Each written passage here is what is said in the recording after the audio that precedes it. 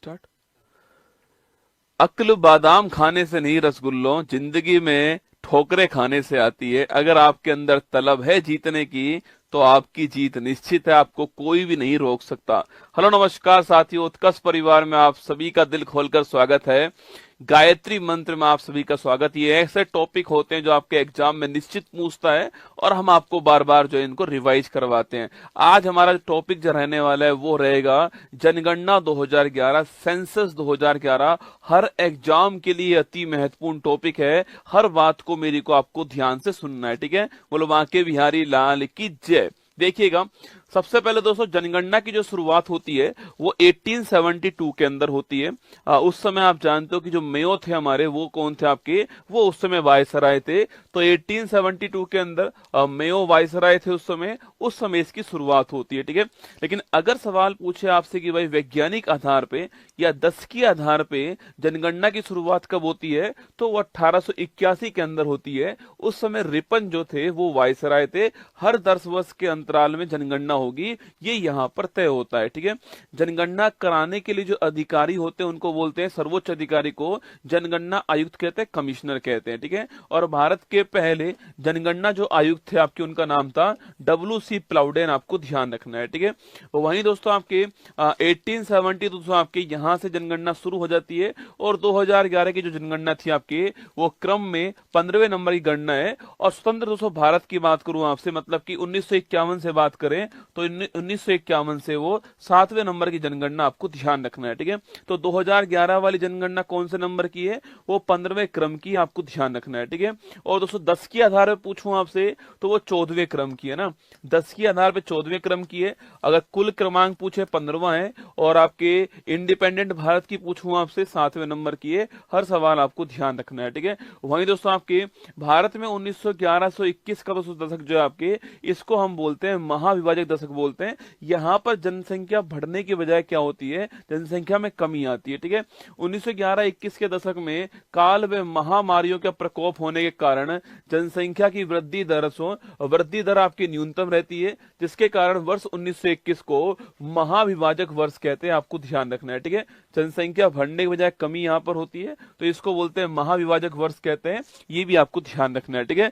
तो 2011 की जनगणना पूछूं आपसे, क्रम कौन सा, 15वें क्रम की गणना है। मैंने अभी आपसे कहा इस समय हमारे आयुक्त कौन थे आपके, तो इस समय आयुक्त थे आपके चंद्रमौली साहब, आयुक्त थे आपके।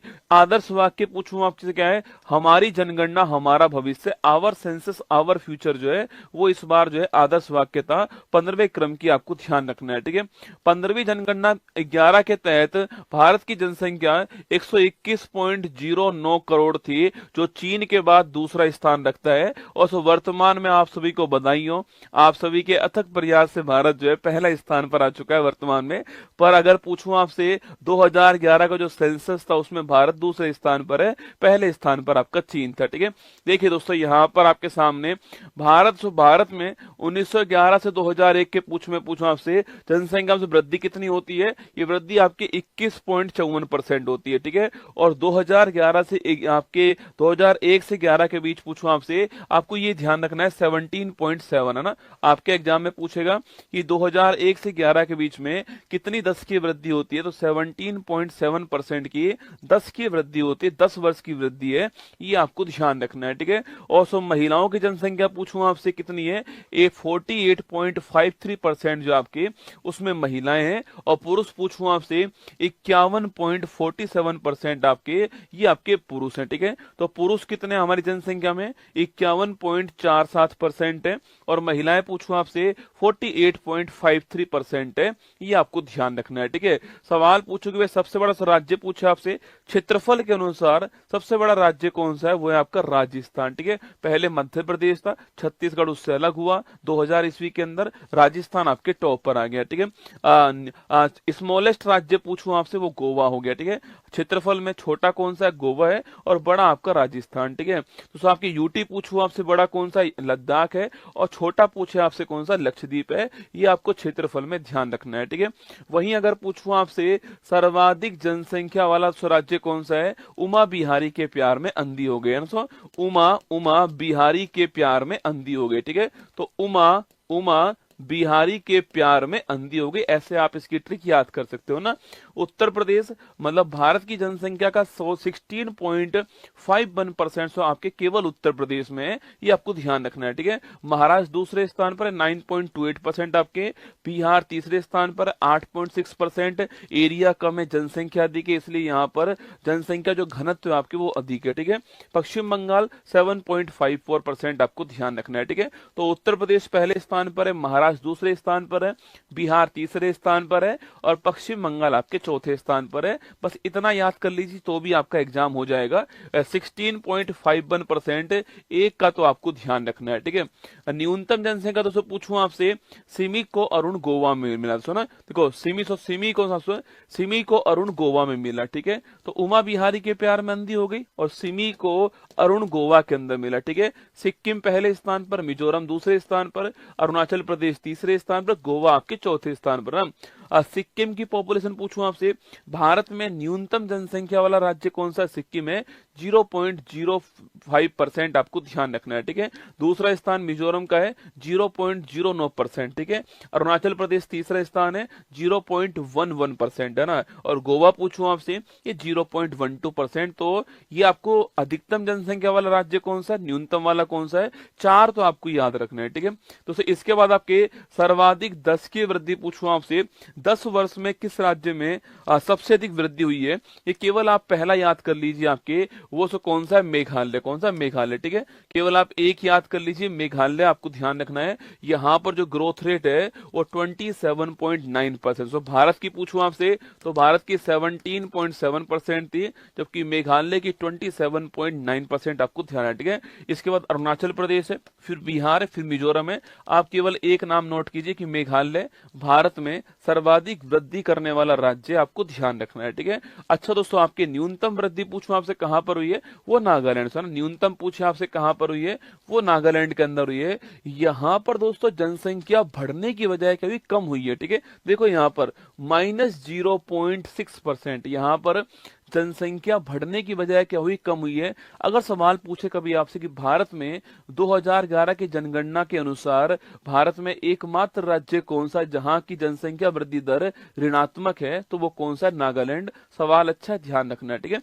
तो जनसंख्या वृद्धि पूछूं आपसे मेघालय में, ठीक है। और जनसंख्या में आपके सबसे अधिक कमी कहां पर हुई है, वो आपकी ग्रोथ रेट कहां पर सबसे कम है? नागालैंड में। ये आपको ध्यान रखना है, -0.6% आपको नोट करना है, ठीक है। इसके बाद केरल, फिर गोवा, फिर आंध्र प्रदेश आपके सामने, ठीक है। आगे बढ़ी दोस्तों, आपके अगर पूछूं आपसे जनसंख्या घनत्व क्या, 1 किलोमीटर स्क्वायर में कितने लोग रहते हैं आपके, उसको बोलते हैं पॉपुलेशन डेंसिटी कहते हैं, या फिर उसी को हम जो है जन घनत्व कहते हैं, ठीक है। तो भारत का 2011 जनगणना के अनुसार भारत का जन घनत्व कितना है? 382 व्यक्ति प्रति किलोमीटर स्क्वायर, मतलब कि 1 किलोमीटर स्क्वायर एरिया में 382 लोग भारत में एवरेज रूप से रहते हैं, ठीक है। अगर पूछूं आपसे सर्वाधिक जन घनत्व वाला राज्य कौन सा, तो आपके वो बिहार। मैंने आपसे कहा था क्षेत्रफल कम है, ये आपके पॉपुलेशन अधिक है, तो बिहार पहले स्थान पर आपको नोट करना है, ठीक है। बिहार का पॉपुलेशन पूछूं आंसर 1106 आपके 1 किलोमीटर स्क्वायर में, एक के ऊपर एक के ऊपर एक के ऊपर एक आपके बिहार में हमारे में 1106 लोग रहते हैं, ठीक है। पश्चिम बंगाल पूछूं आपसे, ये दूसरे स्थान पर है, केरल आपका तीसरे स्थान पर, यूपी चौथे स्थान पर, ठीक है। तो आपको केवल बिहार याद कर लीजिए, बिहार पहले स्थान पर है, किसमें? पॉपुलेशन डेंसिटी में आपको ध्यान रखना है, ठीक है। अभी मैंने आपसे कहा सर्वाधिक जनसंख्या वाला राज्य कौन सा? यूपी, ठीक है। न्यूनतम वाला पूछूं आपसे तो आपके वो कौन सा? सिक्किम, ठीक है। इसके अलावा मैंने कहा 10 की वृद्धि दर वाला सर्वाधिक कहां पर? आपके मेघालय में। न्यूनतम कहां पर हुई है? नागालैंड में, ठीक है। डेंसिटी पूछूं आपसे सर्वाधिक कहां पर हुई है? बिहार के अंदर, ठीक है। न्यूनतम डेंसिटी वाला पूछूं आपसे तो अरुणाचल प्रदेश, दोस्तों ना, यहाँ पर केवल आपके 1 किलोमीटर स्क्वायर में केवल 17 लोग रहते हैं, ठीक है। जहां बिहार में 1 किलोमीटर स्क्वायर में 1106 लोग रहते हैं, वहीं पर अरुणाचल प्रदेश में 1 किलोमीटर स्क्वायर में केवल 17 लोग रहते हैं, आपको ध्यान है, ठीक है। मिजोरम 52, सिक्किम 86, मणिपुर 115, आप केवल अरुणाचल प्रदेश नोट कीजिएगा। न्यूनतम जनघनत्व वाला राज्य कौन सा है? वो अरुणाचल प्रदेश है, ये आपको नोट करना है, ठीक है। सर्वाधिक जनसंख्या वाला यूटी पूछूं आपसे दिल्ली है, आप जानते हो, ठीक है। सर्वाधिक जनसंख्या वाला यूटी पूछे आपसे दिल्ली, ठीक है। और दोस्तों सवाल आपसे यहाँ पर ये पूछ ले कि भाई भारत में सर्वाधिक जनसंख्या घनत्व कहाँ पर, दिल्ली आंसर आएगा, ठीक है। जब तक आपसे राज्य ना पूछे तो आपको बिहार आंसर नहीं लिखना है। सवाल पूछे कि भारत में सर्वाधिक जनसंख्या घनत्व वाला राज्य कौन सा है, तो बिहार आएगा, ठीक है। वरना भारत में सर्वाधिक जनसंख्या घनत्व वाला कौन सा क्षेत्र है आपके, तो दिल्ली है। बिहार की तुलना में भी 10 गुना दोस्तों अधिक है ना, बिहार से 10 गुना अधिक लोग जो हैं 1 किलोमीटर स्क्वायर में दिल्ली के अंदर रहते हैं, ठीक है। तो ये देखिए यहाँ पर लिखा हुआ है सर्वाधिक जनसंख्या वाला यूटी आपके दिल्ली और न्यूनतम कौन सा आपके लक्षद्वीप है, ये भी आपको ध्यान रखना है, ठीक है। सर्वाधिक लिंगानुपात दोस्तों राज्य, ठीक है। लिंगानुपात बोलते हैं सेक्स रेशो को, मतलब कि 1000 पुरुषों के समक्ष भारत में कितनी महिलाएं, उसको बोलते हैं सेक्स रेशो, लिंगानुपात कहते हैं, ठीक है। अभी दोस्तों वर्तमान में 11 के अनुसार हमारा जो सेक्स रेशो था आपके वो था 943, क्या था 943 हमारा सेक्स रेशो था, ये आपको ध्यान रखना है, ठीक है। अगर पूछूं भारत में कहां पर सर्वाधिक सेक्स रेशो है आपके, तो वो केरल के अंदर सर्वाधिक हमारे यहाँ पर लिंग अनुपात दोस्तों हमारे यहाँ पर है 1084, मतलब कि भाई साहब 1000 पुरुषों के ऊपर केरल में 1084 महिलाएं। बोलो बाकी बिहारी लाल की जय। 1000 पुरुष हैं, 1084 जो है वहां पर महिलाएं केरल के अंदर। केरल भारत का एकमात्र ऐसा राज्य है जहां पर लिंग अनुपात 1000 से अधिक है, ठीक है। एकमात्र ऐसा राज्य केरल कौन सा है, केरल है आपके वो, जहां पर भारत में लिंग अनुपात 1000 से अधिक है।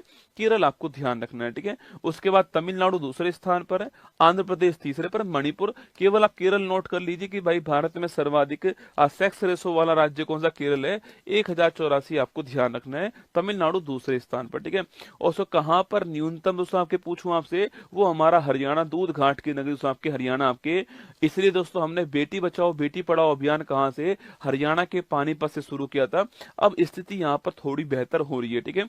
हरियाणा पूछूं आपसे, यहाँ पर 1000 पुरुषों पर 879 महिला दोस्तों ना, 1000 पुरुषों पर 879 महिला। भाई साहब विकट समस्या रसगुल्ला, कुवारों की स्थिति बहुत खराब है, ठीक है।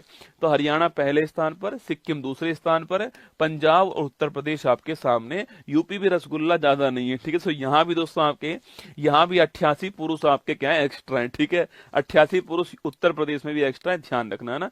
तो सर्वाधिक लिंग अनुपात केरल में, न्यूनतम कहां पर, हरियाणा में, ठीक है। ये आपको ध्यान रखना है, ठीक है। 0 से 6 आयु पूछूं आपसे, तो बच्चों का पूछे आपसे, इसको बोलते हैं बाल लिंग अनुपात, बोलते हैं चाइल्ड सेक्स रेशो, ठीक है। 0 से 6 ईयर के जो बच्चे हैं आपके, उनमें चाइल्ड सेक्स रेशो पूछूं आपसे, उसमें अरुणाचल प्रदेश आपके टॉप पर है 972 के साथ में, ठीक है। अरुणाचल प्रदेश उसमें टॉप पर है। और न्यूनतम पूछो कहां पर आपके, हरियाणा न्यूनतम आपके 834 है ना। तो बाल लिंग अनुपात में अरुणाचल प्रदेश टॉप पर है, और वैसे लिंग अनुपात पूछूं आपसे वहां पर केरल टॉप पर है, ये आपको ध्यान रखना है, ठीक है। वहीं दोस्तों लिटरेसी की बात करूं आपसे, कहीं कहीं आपको 74% भारत की लिटरेसी मिलती है, जो कि गलत है दोस्तों। आपके जो फाइनल आंकड़े जो आए थे ना, उस फाइनल आंकड़े में भारत की लिटरेसी जो है, साक्षरता जो है, वो 2011 के अंदर 73% आपको ध्यान रखनी इतनी थी, जिसमें पुरुष 80.09% थे और महिलाएं लिखना आपके, ये आपके 64.60% महिलाएं थी। पुरुष और महिलाओं के बीच में लिटरेसी गैप आपके बहुत बड़ा है, जो कि एक विकट समस्या है ना। 80% यहाँ पर और यहाँ 64% के आसपास है। 73% भारत के अंदर लिटरेसी रेट आपको ध्यान रखना है, ठीक है। अच्छा, सर्वाधिक लिटरेसी पूछूं आपसे कहां पर, आपके 7 वर्ष या उससे अधिक पे काउंट होती है लिटरेसी रेट, ठीक है। केरल में सर्वाधिक लिटरेसी रेट है आपके, और कितनी दोस्तों आपके 94%, ठीक है। मिजोरम दूसरे स्थान पर है, गोवा तीसरे पर है, त्रिपुरा आपके चौथे पर है। तो सर्वाधिक साक्षरता कहां पर, केरल में आपको ध्यान रखना है, ठीक है। अच्छा, न्यूनतम साक्षरता पूछूं आपसे वो कहां पर है, वो सब बिहार के अंदर, ठीक है। मिनिमम लिटरेसी पूछूं आपसे कहां पर है, बिहार के अंदर है 61.80% आपको ध्यान रखना है, ठीक है। तो न्यूनतम लिटरेसी कहां पर है, बिहार में। अधिकतम लिटरेसी कहां पर आपके, वो छापना केरल के अंदर है। ये दोनों बात आपको ध्यान रखनी है, ठीक है। अगला पॉइंट दोस्तों आपके, सर्वाधिक ग्रामीण जनसंख्या पूछूं आपसे वो कहां दोस्तों आपके, वो हिमाचल प्रदेश। यहाँ पर आपके सर्वाधिक ग्रामीण जनसंख्या यहाँ पर आपके 90% आपके, मतलब दोस्तों यहाँ की जो 90% जनसंख्या है वो गांव के अंदर रहती है ना। बिहार दूसरे स्थान पर है 88.7%, ठीक है। असम तीसरे स्थान पर है, ओडिशा आपके चौथे स्थान पर है। उस राज्य की जनसंख्या का कितना बड़ा हिस्सा नगर में रहता है और कितना बड़ा हिस्सा आपके गांव में रहता है, उसके अनुसार जो है ये रूरल पॉपुलेशन की बात हुई है। ठीक है, तो ग्रामीण जनसंख्या पूछो आपसे, हिमाचल प्रदेश टॉप पर है, बिहार आपके दूसरे पर। ठीक है, और जो शहरी आपके सो नगरीय पूछूं आपसे, अर्बन पॉपुलेशन पूछा आपसे, इसमें गोवा टॉप पर है। सो गोवा की 62% जनसंख्या जो है वो शहर के अंदर नगर में रहती है ना, तो गोवा यहाँ पर टॉप है, आपको ध्यान रखना है। ठीक है, इसके बाद दोस्तों सर्वाधिक दोस्तों आपके नगरीय जनसंख्या वाले दोस्तों राज्य पूछूं आपसे, दोस्तों राज्य पूछे आपसे ये सो परसेंट आपके सामने गोवा हो गया 62.2%। गोवा की जो जनसंख्या है उसका 62% जो है वो सो आपके नगर के अंदर रहता है। ठीक है, पर दोस्तों यहाँ की पॉपुलेशन कम है आपके, इसलिए इसका 62% आपके सो अधिक नहीं आने वाला। सो आपके सवाल पूछे कि भाई सर्वाधिक नगरीय जनसंख्या दोस्तों किस राज्य में आपके नंबर से पूछूं आपसे, तो वहां पर महाराष्ट्र। परसेंट पूछे आपसे तो गोवा आएगा, परसेंट में गोवा आएगा। अगर नंबर की बात करें आपसे कि सर्वाधिक जनसंख्या कहां पर रहती है, काउंटिंग अगर करूं मैं आपके, तो लिखना वो महाराष्ट्र में है 5.08 करोड़। ठीक है, सवाल ध्यान से सुनना, सर्वाधिक जनसंख्या वाला परसेंट गोवा है। ठीक है, सर्वाधिक जनसंख्या वाला राज्य पूछूं आपसे कौन, सर्वाधिक नगरीय जनसंख्या वाला राज्य पूछे आपसे तो वो महाराष्ट्र पहले स्थान पर, यूपी आपका दूसरे स्थान पर, आपको ध्यान रखना है। ठीक है, अगला पॉइंट दोस्तों आपके सर्वाधिक एससी जनसंख्या वाला राज्य। ठीक है, जहां पर सर्वाधिक एससी जनसंख्या आपके, वो राज्य कौन सा आपके, उत्तर प्रदेश पहले स्थान पर है। लगभग आपके 4.25 करोड़ आपके एससी पॉपुलेशन जो है यहाँ पर रहती है। पश्चिम बंगाल आपके दूसरे स्थान पर। ठीक है, तो इसमें उत्तर प्रदेश टॉप पर, आपको ध्यान रखना है किसमें, सर्वाधिक एससी जो आपके शेड्यूल कास्ट पॉपुलेशन आपके, वो नंबर के हिसाब से सर्वाधिक कहां पर है, उत्तर प्रदेश में। ठीक है, और दोस्तों सवाल पूछूं आपसे, सवाल पूछा आपसे सर्वाधिक 280% पूछा आपसे, मतलब उस राज्य में अगर 100 लोग रहते हैं तो 100 में से कितने परसेंट 280 आपके, वो सर्वाधिक कहां पर है, वो पंजाब में। ठीक है, यहाँ दोस्तों आपके यहाँ पर 100 में से 31.9 लगभग 32 लोग जो है आपके वो एससी हैं। ठीक है, तो पंजाब में सर्वाधिक परसेंट के हिसाब से एससी हैं, और वहां आपके पूछूं आपसे उत्तर प्रदेश में आपके नंबर के हिसाब से हेड काउंटिंग में आपके उत्तर प्रदेश जो है वो पहले स्थान पर है, ये आपको ध्यान रखना है। ठीक है, सर्वाधिक दोस्तों एसटी जनसंख्या वाला पूछूं आपसे, वो कौन आपके, ये एससी एसटी वाले सवाल एग्जाम में आजकल पूछते हैं, क्योंकि यही सवाल का स्कोप है आपके नया जो है कि एसटी एसटी वाला पूछूंगा। सर्वाधिक दोस्तों एसटी पूछूं आपसे, शेड्यूल्ड ट्राइब पूछे आपसे, अनुसूचित जनजाति पूछूं आपसे, उसमें दोस्तों हेड काउंटिंग में कौन पहले स्थान पर है, मध्य प्रदेश पहले स्थान पर है। यहाँ पर लगभग आपके 1.5 करोड़ जो है आपके वो एसटी पॉपुलेशन यहाँ पर है। ठीक है, और वहीं आपके पूछूं आपसे परसेंट दोस्तों आपके, उस राज्य की जो जनसंख्या उसका परसेंट निकाल के पूछे आपसे, सो मिजोरम आपके, मतलब मिजोरम में अगर 100 लोग हैं तो वहां पर 94 लोग जो है किस में आते हैं, एसटी के अंदर आते हैं। ठीक है, ये इसका मतलब है। तो परसेंट में मिजोरम टॉप पर है। अगर पूछे आपसे जो आपके हेड काउंटिंग में पूछूं आपसे, नंबर के हिसाब से पूछे आपसे, मध्य प्रदेश टॉप पर है। ठीक है, तो एससी में आपके हेड काउंटिंग में यूपी टॉप पर है, परसेंट में पंजाब टॉप पर है। एसटी में आपके हेड काउंटिंग में एमपी टॉप पर है, परसेंट में आपका जो है वो ये आपके मिजोरम टॉप पर है, आपको ध्यान रखना है। ठीक है, जनसंख्या दोस्तों पूछूं आपसे, जनसंख्या में यूपी टॉप पर है, सिक्किम दोस्तों आपके क्या है, आपके अंतिम स्थान पर। ठीक है, जनसंख्या घनत्व पूछूं आपसे, वहां दोस्तों आपके बिहार टॉप पर है, अगर कुछ भी ना लिखा हो दिल्ली टॉप पर है, और अंतिम स्थान आपके अरुणाचल प्रदेश का है। जो ग्रोथ रेट पूछे आपसे, वहां पर आपके ग्रोथ रेट में मेघालय टॉप पर है, और अंतिम स्थान पर नागालैंड आपके माइनस ग्रोथ रेट। लिटरेसी पूछूं आपसे, आपके लिटरेसी से पूछा आपसे केरल टॉप पर है, और अंतिम स्थान पर आपका बिहार है, आपको ध्यान रखना है। ठीक है, एससी पूछूं आपसे, यूपी आपके नंबर में टॉप पर है, और आपके परसेंट में पंजाब टॉप पर है। ठीक है, एसटी पूछूं आपसे, नंबर में मध्य प्रदेश टॉप पर है, और परसेंट में आपका कौन टॉप पर, आपके परसेंट में जो है वो आपके मिजोरम टॉप पर है, ये आपको ध्यान रखना है। ठीक है, लिंगानुपात पूछूं आपसे, केरल टॉप पर है आपके, और परसेंट और आपके न्यूनतम पूछूं आपसे, हरियाणा, आपको ध्यान रखना है। ठीक है, ये सारा जनसंख्या वाला चैप्टर आपके सामने था। मैंने पूरा प्रयास किया कि आपको हर पॉइंट जो है बता दूं यहाँ पर, इसको आपको 2-3-4 बार जब आप सुन लोगे ना, तो निश्चित मानना ये जनसंख्या वाला टॉपिक जो सवाल निकालता है पेपर में, वो आपका ठीक हो जाएगा। ठीक है, तो चलिए अब स्वागत है आपका, अच्छा लगा हो तो लाइक कर देना, एक कमेंट बॉक्स में दिल भेज देना। बाकी स्वागत है आपका फूल पत्ती वाली क्लास।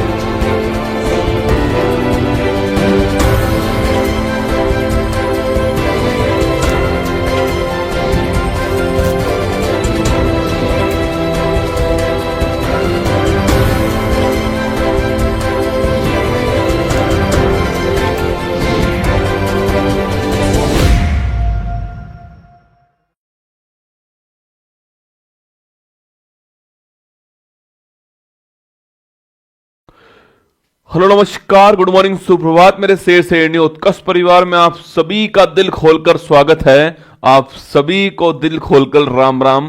तो आइए, स्वागत है आप सभी का। और ध्यान रखना, ना संघर्ष ना तकलीफ तक खाक मजा है जीने में।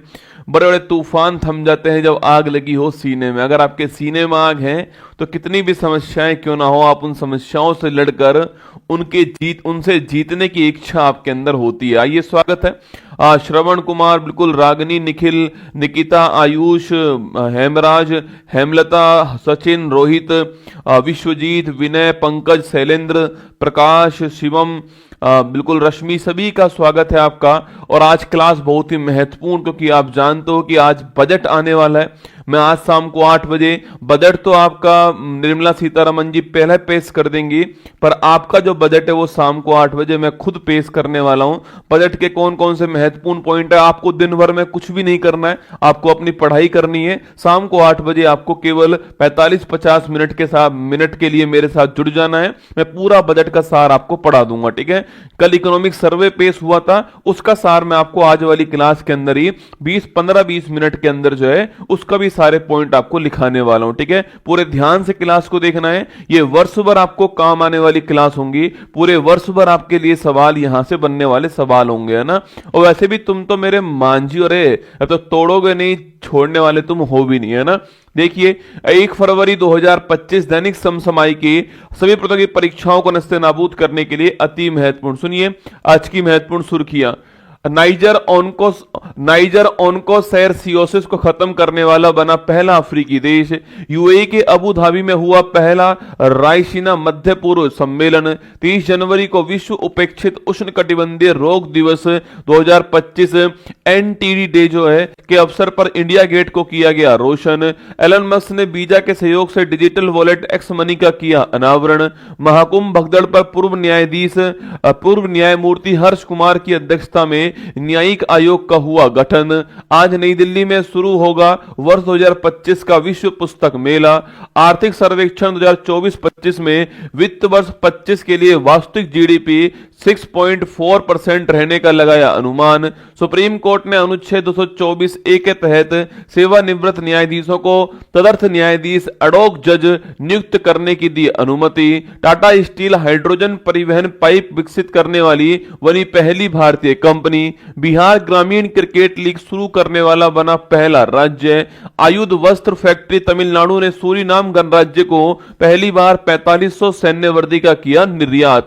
आज का मोटिवेशन कोड जो आपको ऊर्जावान बनाएगा, चेहरे पर मुस्कान लेकर आएगा। और मां तेरे पसीने की हर बूंद को बहुत चमकाऊंगा, सपने बड़े देखना मां, मतलब शेर शेरनी करके दिखलाएगा। सुनिएगा, अपनी नाकामियों को स्वीकार करो, क्या कमी रह गई देखो और सुधार करो। अपनी नाकामियों को स्वीकार करो, क्या कमी रह गई देखो और सुधार करो। जब तक सफल ना हो नींद चैन को त्यागो तुम, संघर्ष का मैदान छोड़ मत भागो तुम। कुछ किए बिना ही जय जयकार नहीं होती, और कोशिश करने वालों की कभी हार नहीं होती। क्वेश्चन नंबर फर्स्ट आपके लिए, हाल ही में ओनकोसैरसियोसिस को खत्म करने वाला दोस्तों पहला अफ्रीकी देश जो है वो कौन बन गया। देखो, एक दोस्तों बीमारी का नाम लिखा हुआ है भाई साहब, इस बीमारी का नाम देखकर दोस्तों बीमारी हो जाए आपको ना। वो क्या नाम है? ओनकोसैरसियोसिस दोस्तों नाम है इसका। पर बहुत भारी बीमारी नहीं है, आराम की बीमारी है, बहुत आपके सस्ती बीमारी रसगुल्ला, ठीक है। इसको खत्म करने वाला कौन है? तो इसको खत्म करने वाला विश्व का 5वां, लिखना, खत्म करने वाला विश्व का 5वां देश जो है, विश्व का 5वां और अफ्रीका महाद्वीप का पहला देश है ना।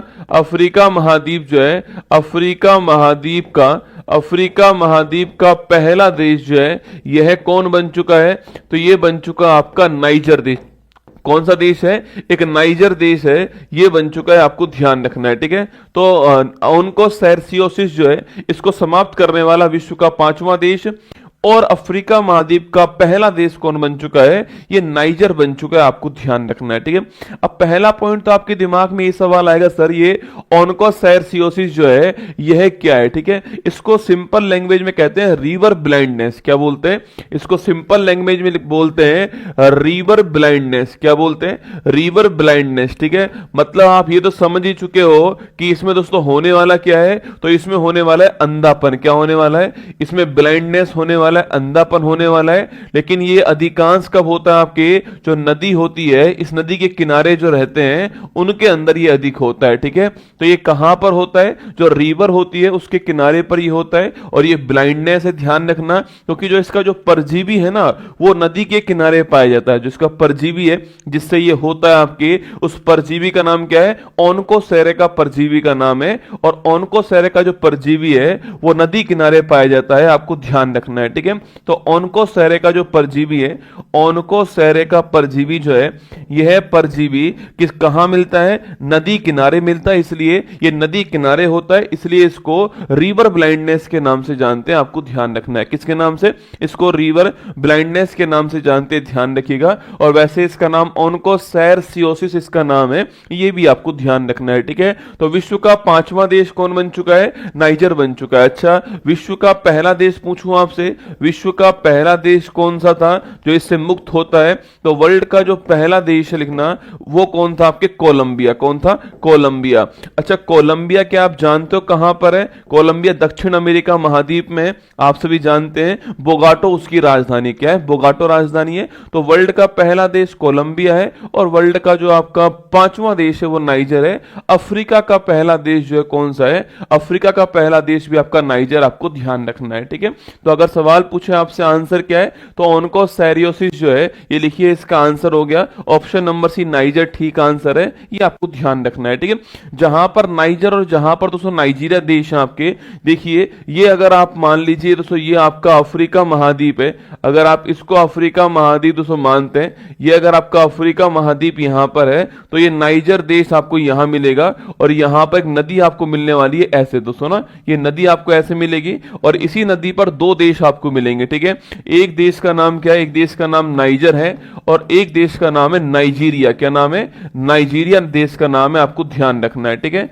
जो नाइजर आपके जो नदी है, इस नदी का नाम क्या है? इस नदी का नाम है आपके नाइजर नदी। क्या नाम है? नाइजर नदी नाम है। इसी नदी के नाम पर दोनों देशों के नाम पड़े, ठीक है। और इस नदी के किनारे पर बहुत बड़े बड़े आपके ताड़ के वृक्ष हैं, इसलिए इसको पाम ऑयल रिवर बोलते हैं। क्या बोलते हैं? ताड़ के तेल की नदी बोलते हैं, आपको ध्यान रखना है, ठीक है।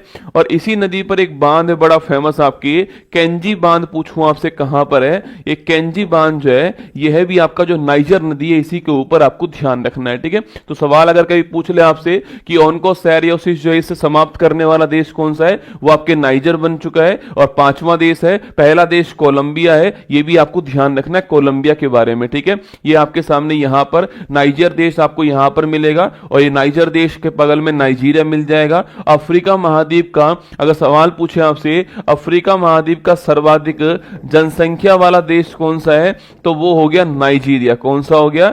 सर्वाधिक जनसंख्या वाला देश नाइजीरिया है। और सब सर्वाधिक क्षेत्रफल वाला पूछूं आपसे, क्षेत्रफल में सबसे बड़ा कौन सा है? क्षेत्रफल में जो बिगेस्ट है आपके वो कौन सा है? ये अल्जीरिया हो गया, आपको ध्यान रखना है। कौन सा है? अल्जीरिया, ठीक है। चलिए आगे बढ़ते हैं। हाल ही में ट्रांस पैसिफिक पार्टनरशिप में शामिल होने वाला पहला यूरोपियन राष्ट्र कौन सा बना है, ठीक है। इसमें अभी हाल ही में जो इंग्लैंड है ना ये शामिल हो गया, ये आपको ध्यान रखना है। हाल ही में दिवंगत जाकिर हुसैन का संबंध किस संगीत वाद्य से है ना? अरे जाकिर हुसैन जी पूछूं आपसे किसके बड़े महत्वपूर्ण प्लेयर थे? तबला वादक थे ना, जाकिर हुसैन जी तबला वादक थे। और 2023 में इनको जो है वो पद्म विभूषण मिला है, सेकंड हाईएस्ट अवार्ड मिला है। और 2002 में इनको कौन सा मिला था? 2002 में इनको जो है वो पद्म भूषण मिला है, आपको ध्यान रखना है, ठीक है। 2 में पद्म भूषण है, 23 में आपके पद्म विभूषण है। हाल ही में भारतीय नौसेना ने किसके साथ में संयुक्त सैन्य अभ्यास सिलिनेक्स 24 स्टार्ट करा है? ये आज जानते हो आप लोग, इंडिया और श्रीलंका। किसके बीच में? इंडिया प्लस श्रीलंका जो है इनके बीच में सिलिनेक्स हुआ है, आपको ध्यान रखना है, ठीक है। हाल ही में व्यास सम्मान 24 के लिए किसको चुना गया? अरे अभी व्यास सम्मान किसको मिला है? कुछ दिनों पहले सूर्यवाला। किसको मिला है? व्यास सम्मान सूर्यवाला को मिला है। अच्छा, किसके लिए लिए मिला है बताओ, जो इनकी कृति है उसका नाम क्या है, किसके लिए मिला आपको बताना है, ठीक है। आगे बढ़िए, नेक्स्ट क्वेश्चन देखिए। हाल ही में पहला रायसीना मध्य पूर्व सम्मेलन 25 कहां पर हुआ दोस्तों, ना देखो, अगर आप जानते हो, अगर आपने सुना है दोस्तों, रायसीना डायलॉग मैंने कुछ दिनों पहले भी पढ़ाया था आपको कि रायसीना डायलॉग जो है ये भारत के अंदर होता है। कहां पर होता है? ये भारत के अंदर होता है। और भारत में भी कहां पर होता है? जहां पर रायसीना की पहाड़ी है। और रायसीना की पहाड़ी कहां पर है? अरे दिल्ली के अंदर है। और इसी के ऊपर कौन सा भवन है आपके, जो हमारा राष्ट्रपति भवन है वो रायसीना हिल के ऊपर ही, आपने सुना होगा, ठीक है। जो राष्ट्रपति भवन है हमारा वो रायसीना पहाड़ी पर ही है, दिल्ली के अंदर। तो रायसीना डायलॉग हम यहां पर करते हैं। कौन देश का वासी, वेरी गुड, है ना। तो लिखना सूर्य वाला किसके लिए मिला है? कौन देश के वासी, कौन देश का वासी जो है, कौन देश का वासी, इसके लिए मिला है, आपको ध्यान रखना है, ठीक है, सूर्य वाला को। चलिए आगे बढ़िए, देखिए रायसीना डायलॉग भारत के अंदर होता है।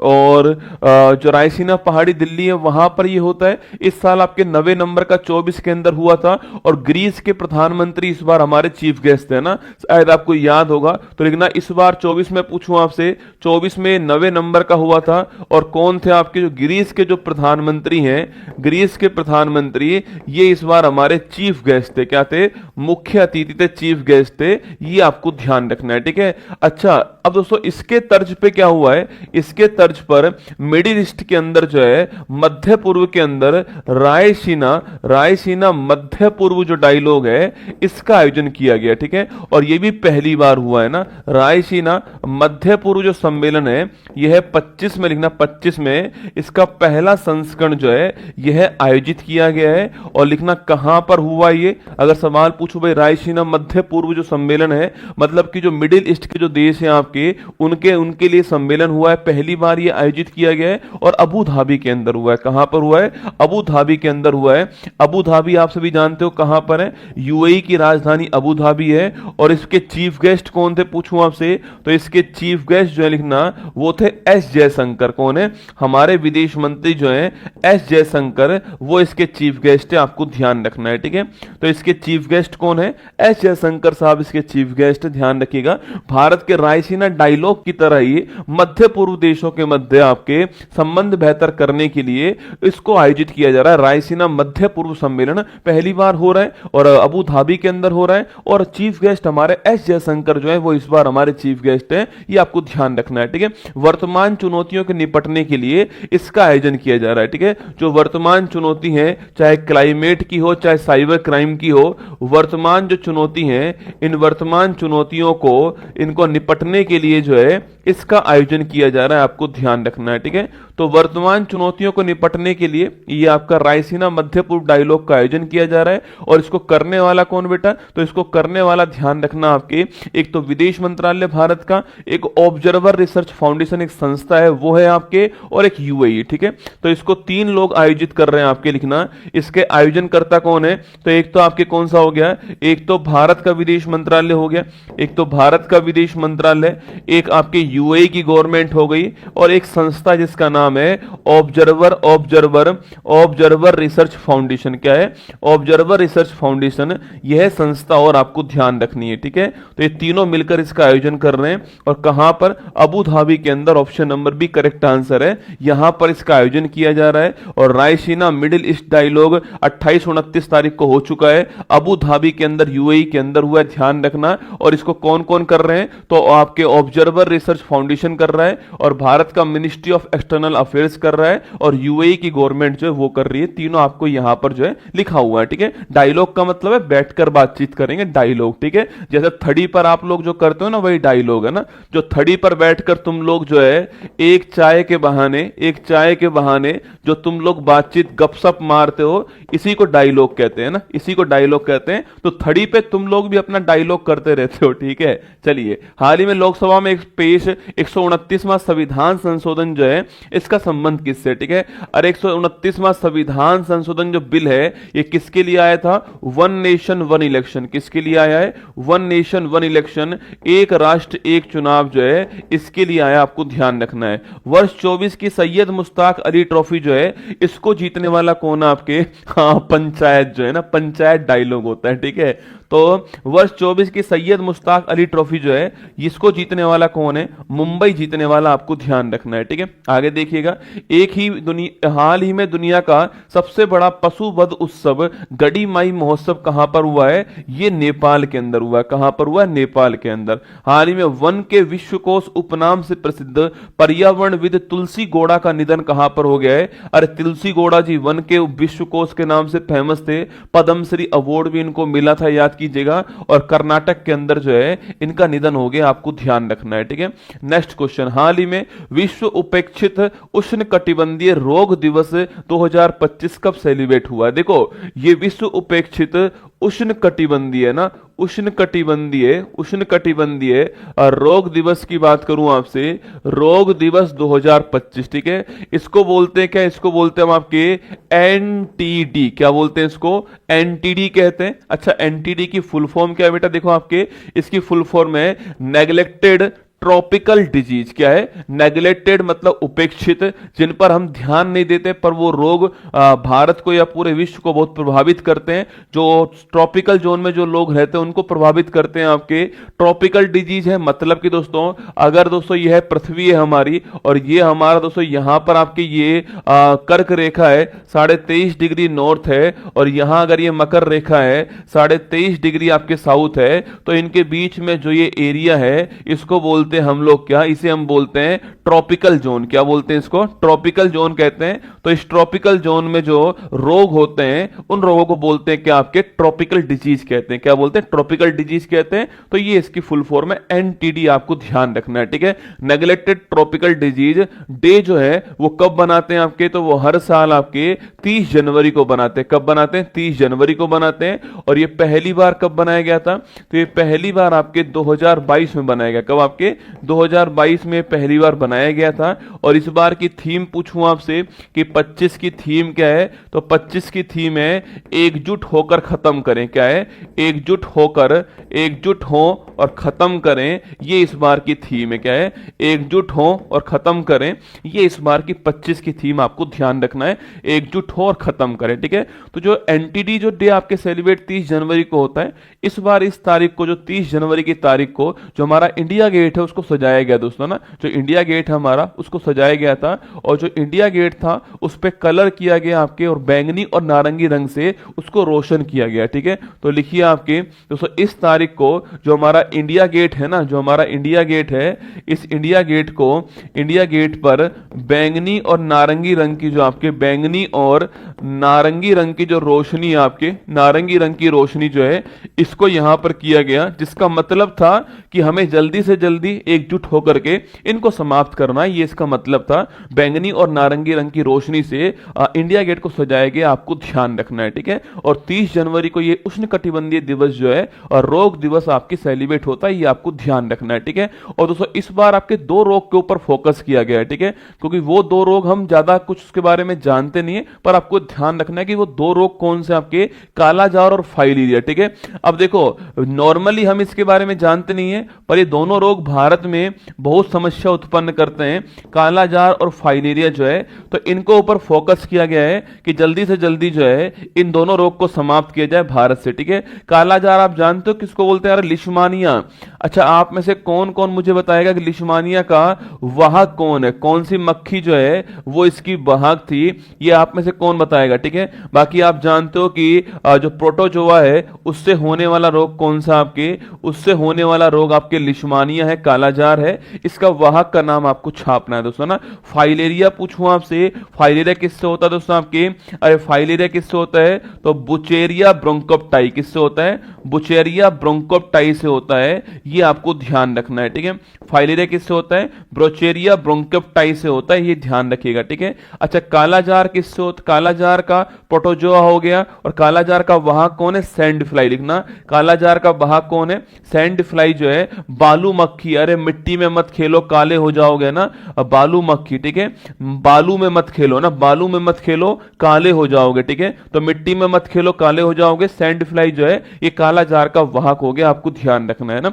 तो लिखिएगा हमारा answer option number D answer है, 30 जनवरी हमारा करेक्ट आंसर है। काला जार फाइलेरिया पे फोकस किया गया, ध्यान रखना। अच्छा आज तारीख कौन सी है, आज तारीख जो है आपकी वो कौन सी है, वो है 1 फरवरी। कौन सी है आज तारीख जो है वो 1 फरवरी आपकी, ठीक है, आज की तारीख कौन सी है, आज की तारीख आपकी 1 फरवरी है ना। और 1 फरवरी को आप जानते कौन सा डे होता है, इंडियन कोस्ट गार्ड डे होता है। कौन सा होता है, इंडियन कोस्ट गार्ड डे जो है ये आपका 1 फरवरी को होता है, ठीक है। इंडियन कोस्ट गार्ड डे जो है, भारतीय तटरक्षक दिवस जो है आपके, ये कौन सी तारीख को होता है, ये आपका 1 फरवरी को होता है, आपको ध्यान रखना है ना। तो आज कौन सा डे है, आज इंडियन कोस्ट गार्ड डे, लगे हाथ इसको भी आप अपनी कॉपी के अंदर छाप लीजिए, ठीक है। चलिए आगे देखिएगा, नेक्स्ट क्वेश्चन आपके सामने। हाल ही में केरल में आयोजित एडमिरल कप सैलिंग रेगाटा का 13वां संस्करण जो है, यह जीतने वाला कौन है, तो यह जीतने वाला आपका रूस हो गया। कौन है, रूस जीतने वाला, ठीक है। हाल ही में सर्वेक्षण पोत परियोजना के दूसरे जहाज INS निर्देशक का कमीशनिंग समारोह कहां पर हुआ, अरे पहले का नाम क्या था, पहले का नाम संध्याक, ठीक है, भारत का पहला सर्वे पोत संध्याक था। दूसरा कौन सा, दूसरा निर्देशक है, ध्यान रखना। अच्छा पूछूं आपसे इसको कहां पर शामिल किया है, विशाखापट्टनम के अंदर। कहां पर किया है, विशाखापट्टनम के अंदर जो है इसको शामिल किया गया, आपको ध्यान रखना है, ठीक है। चलिए एक नेक्स्ट क्वेश्चन की ओर बढ़ते हैं। हाल ही में नॉर्वे का पहला TT वाल्डनर कप 24 जो है यह जीतने वाला एशिया टीम में शामिल एकमात्र भारतीय खिलाड़ी कौन है, ठीक है। तो सवाल पूछूं आपसे, TT का मतलब हो गया टेबल टेनिस, क्या होगा, TT का मतलब टेबल टेनिस हो गया, और मानिका बत्रा जो है आपके, मानिका बत्रा जीतने वाली, आपको ध्यान रखना है, ठीक है।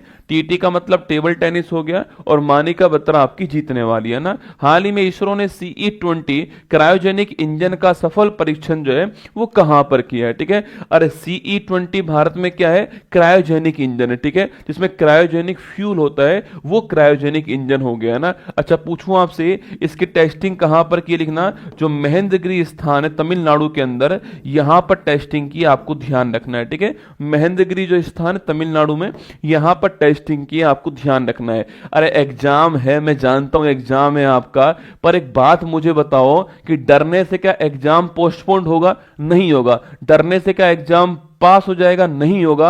एग्जाम को फाइट करने से पास होगा, ठीक है। और ये आपके साथ नहीं, सबके साथ, जिनका भी एग्जाम, जैसे कल मान लेते हैं 2 फरवरी का RS का एग्जाम है, ये RS का हर विद्यार्थी के साथ यही हालत है जो आपके साथ है। 4-5 फरवरी आपके 4-5 फरवरी से आपके SSC GD के एग्जाम चालू होने वाले हैं, तो सबके साथ में कंडीशन वही है रसगुल्ला, आप अकेले नहीं हो, ठीक है, सबके साथ में ऐसा ही हो रहा है ना। तो बस पूरे ध्यान से जो पढ़ा रहा हूं उस पर फोकस करो और एग्जाम को फोड़ के आना, ठीक है। हाल ही में एलन मस्क ने डिजिटल वॉलेट एक्स मनी के लिए किसके साथ में एग्रीमेंट किया, ओ भाई साहब, एक्स मनी दोस्तों, लो आ गई तुम्हारे एक्स की मनी, ठीक है। तो ये लीजिए एक्स मनी जो है आपके, वो अभी हाल ही में जारी की है, ठीक है। तो एक्स मनी जो है वो अभी हाल ही में जारी की है। जितना भी तुमने पैसा दोस्तों एक्स के अंदर जो है उड़ाया है, वो जो पैसा है उसको वापस लेकर आएंगे, ठीक है, चिंता मत कीजिए, है ना। ले देखिए, मतलब एलन मस्क दोस्तों, एक बात तो है, बंदे की टाइमिंग को आपको मानना पड़ेगा, ठीक है।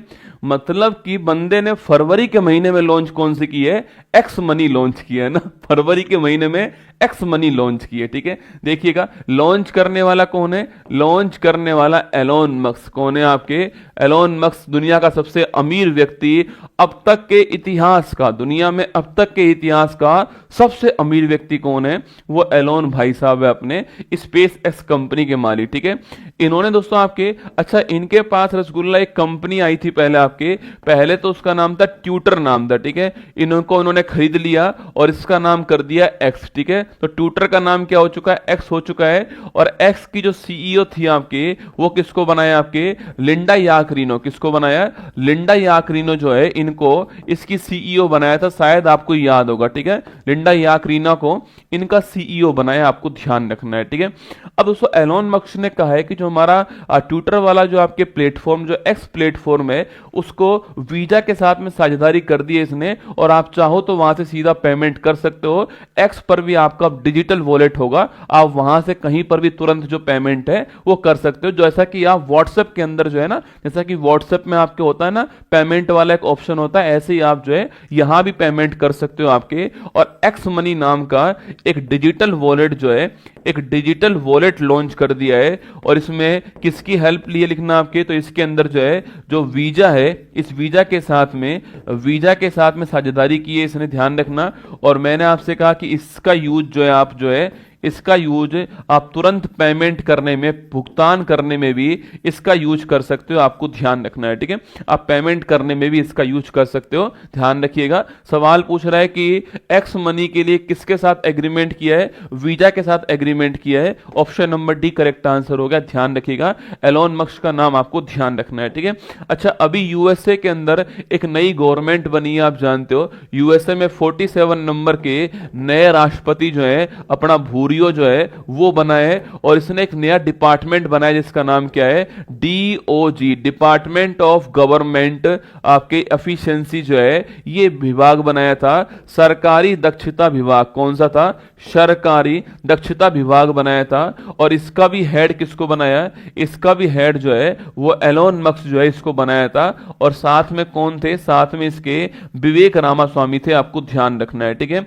साथ में ये थे और एलोन मस्क इसके हेड थे, आपको ध्यान रखना है। डिपार्टमेंट ऑफ गवर्नमेंट एफिशिएंसी, सरकारी दक्षता विभाग, ठीक है। चलिए नेक्स्ट क्वेश्चन आपके लिए। तो Elon Musk launch digital wallet, ये है लिंडा याकरीना जो है जो वहां की जो एक्स की सीईओ है आपके, वो आपके सामने यहां पर, ठीक है। ये एक्स नहीं है रसगुल्ला ना, ये एक्स नहीं है, ये एक्स की सीईओ है, ठीक है। हाँ, कुछ लोग गलत समझ जाएंगे, ये बेटा एक्स नहीं है दोस्तों, है ना, ये एक्स नहीं है, ये एक्स की सीईओ है लिंडा याकरीना, आपको ध्यान रखना है, ठीक है। ये वीजा के साथ में जो है आपके एग्रीमेंट जो है वो हुआ है ना। चलिए आगे बढ़ते हैं। हाल ही में FIFA best men's player of the year का अवार्ड किसको मिला है, तो फीफा का मतलब फुटबॉल का 2024 का जो बेस्ट प्लेयर है उसका अवार्ड किसको मिला है छापना, तो विनीसियस जूनियर को मिला है। किसको, विनीसियस जूनियर जो है इनको मिला है, ठीक है। तो विनीसियस जूनियर जो है इनको ये अवार्ड मिला है, आपको ध्यान रखना है। थोड़ा नया नाम है इसलिए ध्यान रखिए ना। हाल ही में ब्रिटिश सुरक्षा परिषद से प्रतिष्ठित स्वॉर्ड ऑफ ऑनर अवार्ड किसको मिला है, श्री राम मंदिर, किसको मिला है, श्री राम मंदिर जो अयोध्या है इसको मिला है कौन सा अवार्ड, आपके स्वॉर्ड ऑफ ऑनर अवार्ड प्राप्त हुआ है, ठीक है। आगे देखिए, हाल ही में कैंसर के लिए mRNA टीका विकसित करने की घोषणा करने वाला देश कौन सा है, रूस ने घोषणा की है। और वो 25 में रूस अपने देश में जो यहाँ के लोग हैं उनको फ्री में लगाएगा ना। हाल ही में भारतीय मसाला अनुसंधान संस्थान कोच्चि द्वारा लॉन्च की गई नई किस्म सुरसा का संबंध पूछूं आपसे, यह रसगुल्ला एक अदरक है, ठीक है, अदरक है, जिंजर है, अदरक की एक नई किस्म डेवलप हुई है आपकी, जिसका नाम सुरसा है। डेवलप करने वाला कौन सा है, मसाला संस्थान जो कोझिकोड आपके वो डेवलप करने वाला है, ठीक है। चलिए, हाल ही में महाकुंभ भगदड़ पर किसकी अध्यक्षता में न्यायिक आयोग का दोस्तों गठन किया गया, याद कीजिए मौनी अमावस्या दोस्तों, है ना, मौनी अमावस्या। आप सभी जानते हैं कि महाकुंभ चल रहा है कहां पर, विश्व का सबसे बड़ा एक धार्मिक सम्मेलन, एक धार्मिक समागम जो है वो चल रहा है भारत के अंदर, संगम की धरती प्रयागराज। कहां पर, संगम की धरती प्रयागराज जो यहां पर चल रहा है। और 13 जनवरी को ये चालू हुआ था और 13 जनवरी से आपके जो है ये 26 फरवरी तक जो है ये चलने वाला है, आप सभी जानते हो, ठीक है। 13 जनवरी को ये स्टार्ट हुआ था क्योंकि उस तारीख को आप जानते हो कौन सा, तो पौष संक्रांति जो है, इस पौष संक्रांति से ये स्टार्ट हुआ था। और महाशिवरात्रि जो है ये उस तारीख तक चलने वाला है, महाशिवरात्रि जो है यहां तक ये चलने वाला है, ठीक है। तो इसमें बीच बीच में कुछ बड़े महत्वपूर्ण दिन थे, जिन दिन आपके, आप सभी जानते हो कि उस दिन आपके अमृत स्नान होता है, ठीक है। बहुत ही महत्वपूर्ण दिन जो होते हैं इसमें बीच बीच में आपके, उनमें अमृत स्नान जो है, ये अमृत स्नान जो है ये यहां पर होता है। पहले इसको शाही स्नान कहते थे आपके, अमृत स्नान होता है, ठीक है। और जो अमृत स्नान है ये अभी एक बड़ा महत्वपूर्ण दिन गया है, वो तारीख है आपके 29 जनवरी की तारीख, ठीक है। और वो दिन कौन सा था आपके, वो दिन था आपके मौनी अमावस्या। कौन सा, एक बहुत ही महत्वपूर्ण दिन, जिस दिन अमृत स्नान जो है सबसे अधिक संख्या में कुंभ की महाकुंभ कुंभ की धरती पर लोग जो है पूरे विश्व से आने वाले थे आपके। वो दिन था 29 जनवरी का, मौनी अमावस्या की तारीख थी। भीड़ से खचाखच आपके संगम जो है प्रयागराज जो है वो भीड़ से खचाखच दोस्तों वहां पर भरा हुआ था। और वहीं पर क्या हुई, वहीं पर आपके जो भगदड़ है आपके उसकी घटना होती है। अब वो एक स्थान पे हुई, दो स्थान पे हुई, कितनी बड़ी संख्या में हुई है इसकी कोई प्रमाणिक जानकारी जो है वो किसी के पास में भी नहीं है। पर भगदड़ हुई है ये बात तय हो चुकी है कि भाई जो भगदड़ वहां पर हुई थी आपके उसमें बहुत सारी जानें भी गई हैं, बहुत सारे लोग आपके लापता हो गए, बहुत सारे लोग जो है वहां पर आपके चोटिल भी हुए हैं, आपके अपने जो है अपनों से बिछड़ गए वहां पर जो है। तो ये भगदड़ की जो घटना हुई थी, अब इसकी जांच के लिए एक आयोग बनाया गया, ठीक है। इसकी जांच के लिए जो है, इसकी जांच के लिए यहां पर एक आयोग गठित किया गया है। और ये जो आयोग होगा आपके इसमें कुल मिलाकर के 3 मेंबर होंगे। कितने होंगे? इसमें कुल मिलाकर 3 मेंबर होंगे। और ये जो आयोग है इसका जो अध्यक्षता करने वाले हैं वो करने वाले कौन? इलाहाबाद हाई कोर्ट के पूर्व न्यायाधीश। कौन है? इलाहाबाद हाई कोर्ट के पूर्व न्यायाधीश जो हैं, पूर्व न्यायाधीश, ये इसकी अध्यक्षता करने वाले हैं, जिनका नाम आपके जस्टिस आपके हर्ष कुमार। क्या है? जस्टिस हर्ष कुमार जी जो है वो इसकी अध्यक्षता करेंगे, आपको ध्यान रखना है, ठीक है। 3 मेंबर इसके अंदर होंगे। कितने होंगे? 3 मेंबर होंगे। तो इलाहाबाद हाई कोर्ट के पूर्व न्यायाधीश जस्टिस हर्ष कुमार जो है ये इसकी अध्यक्षता करने वाले हैं, आपको ध्यान रखना है, ठीक है। बाकी 2 मेंबर और हैं आपके। वो 2 मेंबर कौन आपके? तो बीके गुप्ता और डीके सिंह जो है ये मेंबर भी शामिल होंगे, ठीक है। इसके अलावा वीके गुप्ता जी शामिल होंगे इसके अंदर।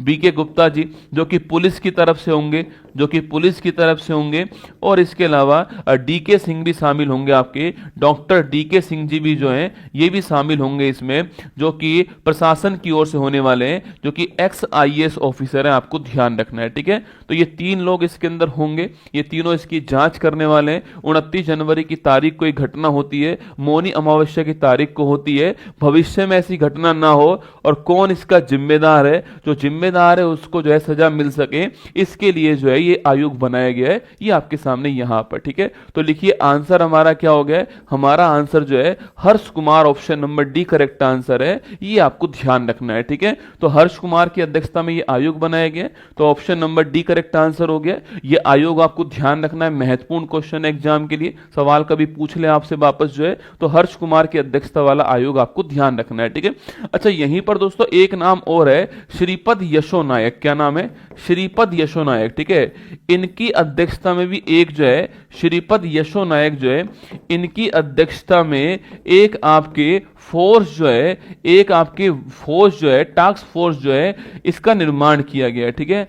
श्रीपद यशो नायक जो है इनकी अध्यक्षता में एक टास्क फोर्स जो है इसका निर्माण किया गया है। और यह टास्क फोर्स जो है, जो बिजली वितरण करने वाली जो कंपनी है, आपके जो कंपनी है इसको करने वाली, इनके लिए आपके बनाई गई है, आपको ध्यान रखना है, ठीक है। कभी सवाल पूछे ना आपसे कि श्रीपद यशो नायक टास्क फोर्स जो है इसका निर्माण क्यों किया गया, लिखना आपके। तो इसका निर्माण बिजली वितरण वाली जो कंपनी है इनके लिए किया गया, आपको ध्यान रखना है, ठीक है। 3 जगह पर हुआ है। देखो पहले शुरुआत जब हुई तो 1 जगह पर आया था, ठीक है, कि 1 जगह पर हुआ है, ठीक है। फिर बाद में पता लगा कि 2 जगह पर हुआ है, ठीक है। अब जो लोग वहां पर उस समय होंगे, असल में सच्चाई तो वही लोग जानते होंगे कि भाई कितनी जगह पर हुई है और कितनी बड़ी मात्रा में हुई है, ठीक है। अगर आयोग बना है तो सच में कोई घटना बड़ी हुई है ना भाई। आयोग क्यों बना होता? अगर मान लो छोटी सी घटना हुई होती तो आयोग बनाते नहीं। घटना हुई है मतलब कि बड़ी घटना है, और ये इससे बड़ी भी हो सकती थी। आप सोच के देखो कि 10 करोड़ लोग जो है उस दिन जो है 10 करोड़ आपके भारतीय या फिर श्रद्धालु जो हैं वो उस दिन आपके प्रयागराज संगम की धरती पे थे, 10 करोड़ लोग। अगर ये घटना कितनी बड़ी हो सकती है वो आप सभी जानते हैं, ठीक है।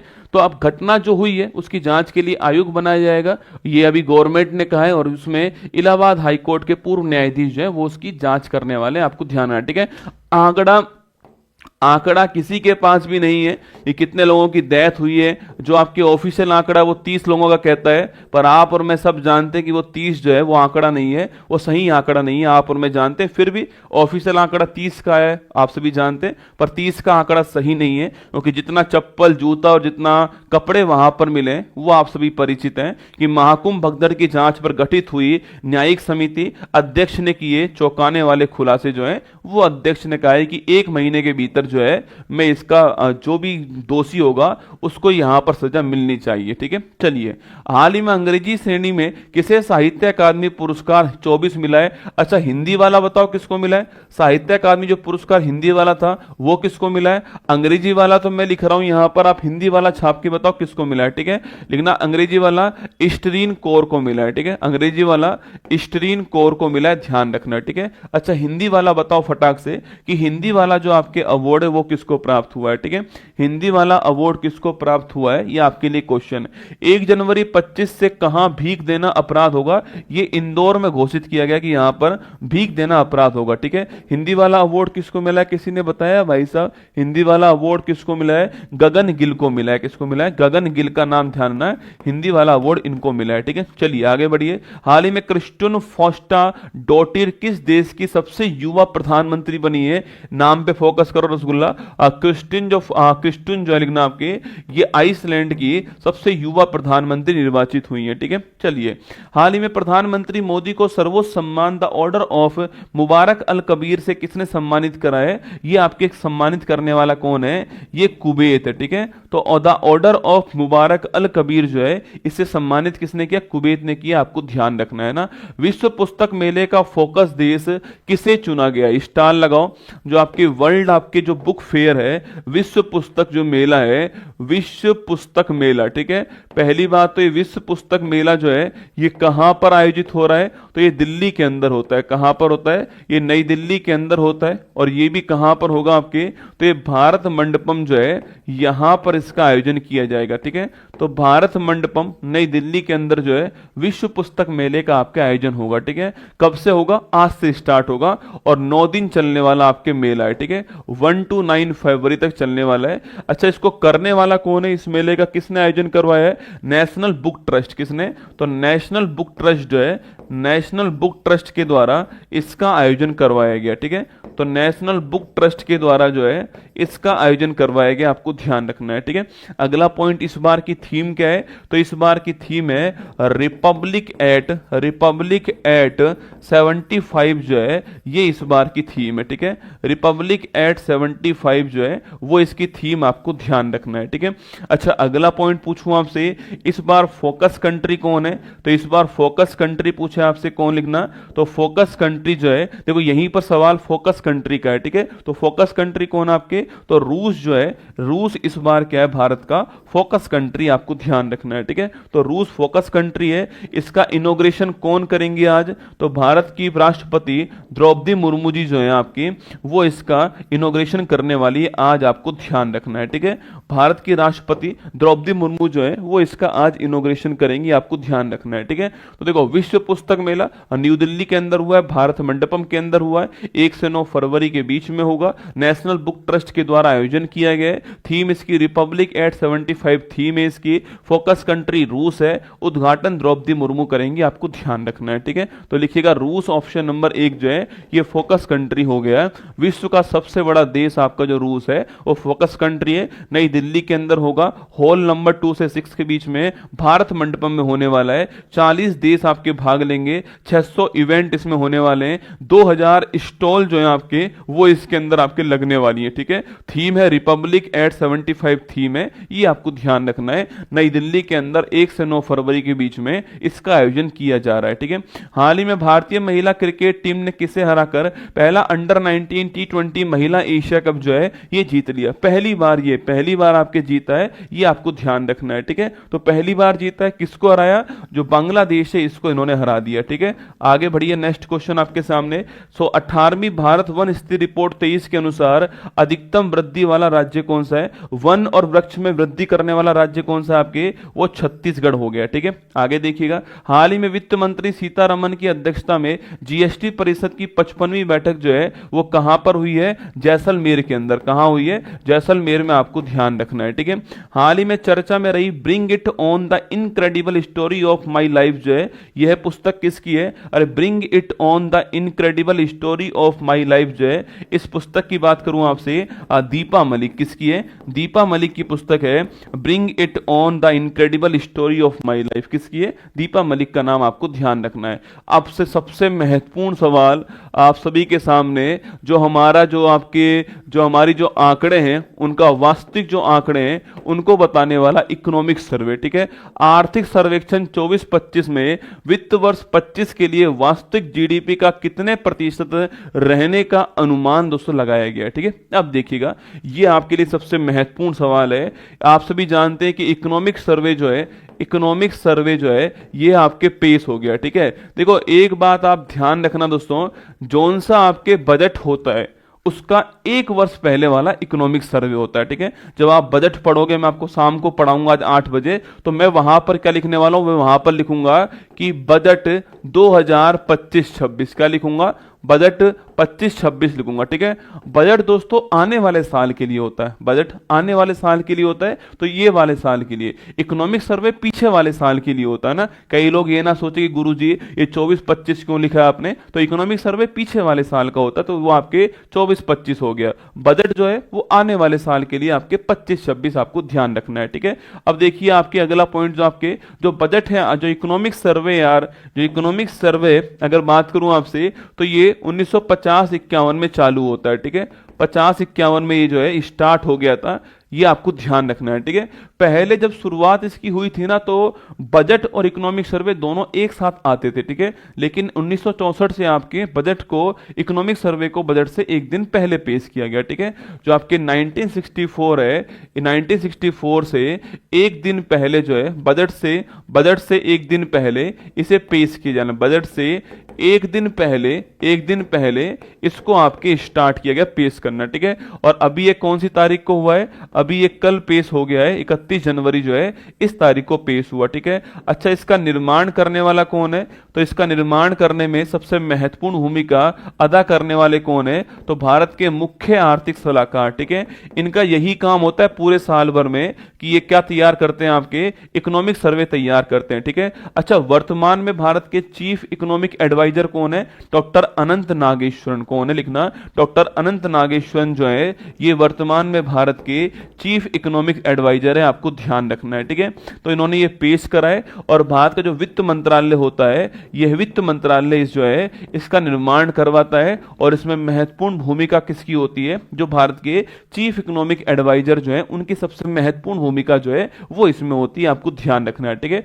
इकोनॉमिक सर्वे जो होता है वो आपके जो वास्तविक जो आंकड़े हैं ना, जो वास्तविक जो आंकड़े हैं वो पेश कौन करता है? आपके जो रियल आंकड़े होते हैं इकोनॉमी के, अर्थव्यवस्था के, वो पेश करने का काम किसका है? वो है इकोनॉमिक सर्वे का, ठीक है। चाहे दोस्तों जीडीपी ग्रोथ रेट का हो, चाहे जीडीपी जो है हमारी उसमें जो ग्रोथ रेट है आपके उसका आंकड़ा हो, चाहे दोस्तों आपके महंगाई का आंकड़ा हो, इन्फ्लेशन का आंकड़ा हो, चाहे आपके बेरोजगारी का आंकड़ा हो, चाहे आपके एम्प्लॉयमेंट अनएम्प्लॉयमेंट का आंकड़ा हो, चाहे हमारे कृषि उद्योग, कृषि उद्योग इनकी जो ग्रोथ रेट है उसका आंकड़ा हो, चाहे नेशनल हाईवे का दोस्तों आंकड़ा हो, मतलब कोई भी जो आंकड़े होते हैं आपके भारत के अंदर वो पेश किस में होते हैं? वो आपके इस आपका इकोनॉमिक सर्वे के अंदर पेश होते हैं, आपको ध्यान रखना है, ठीक है।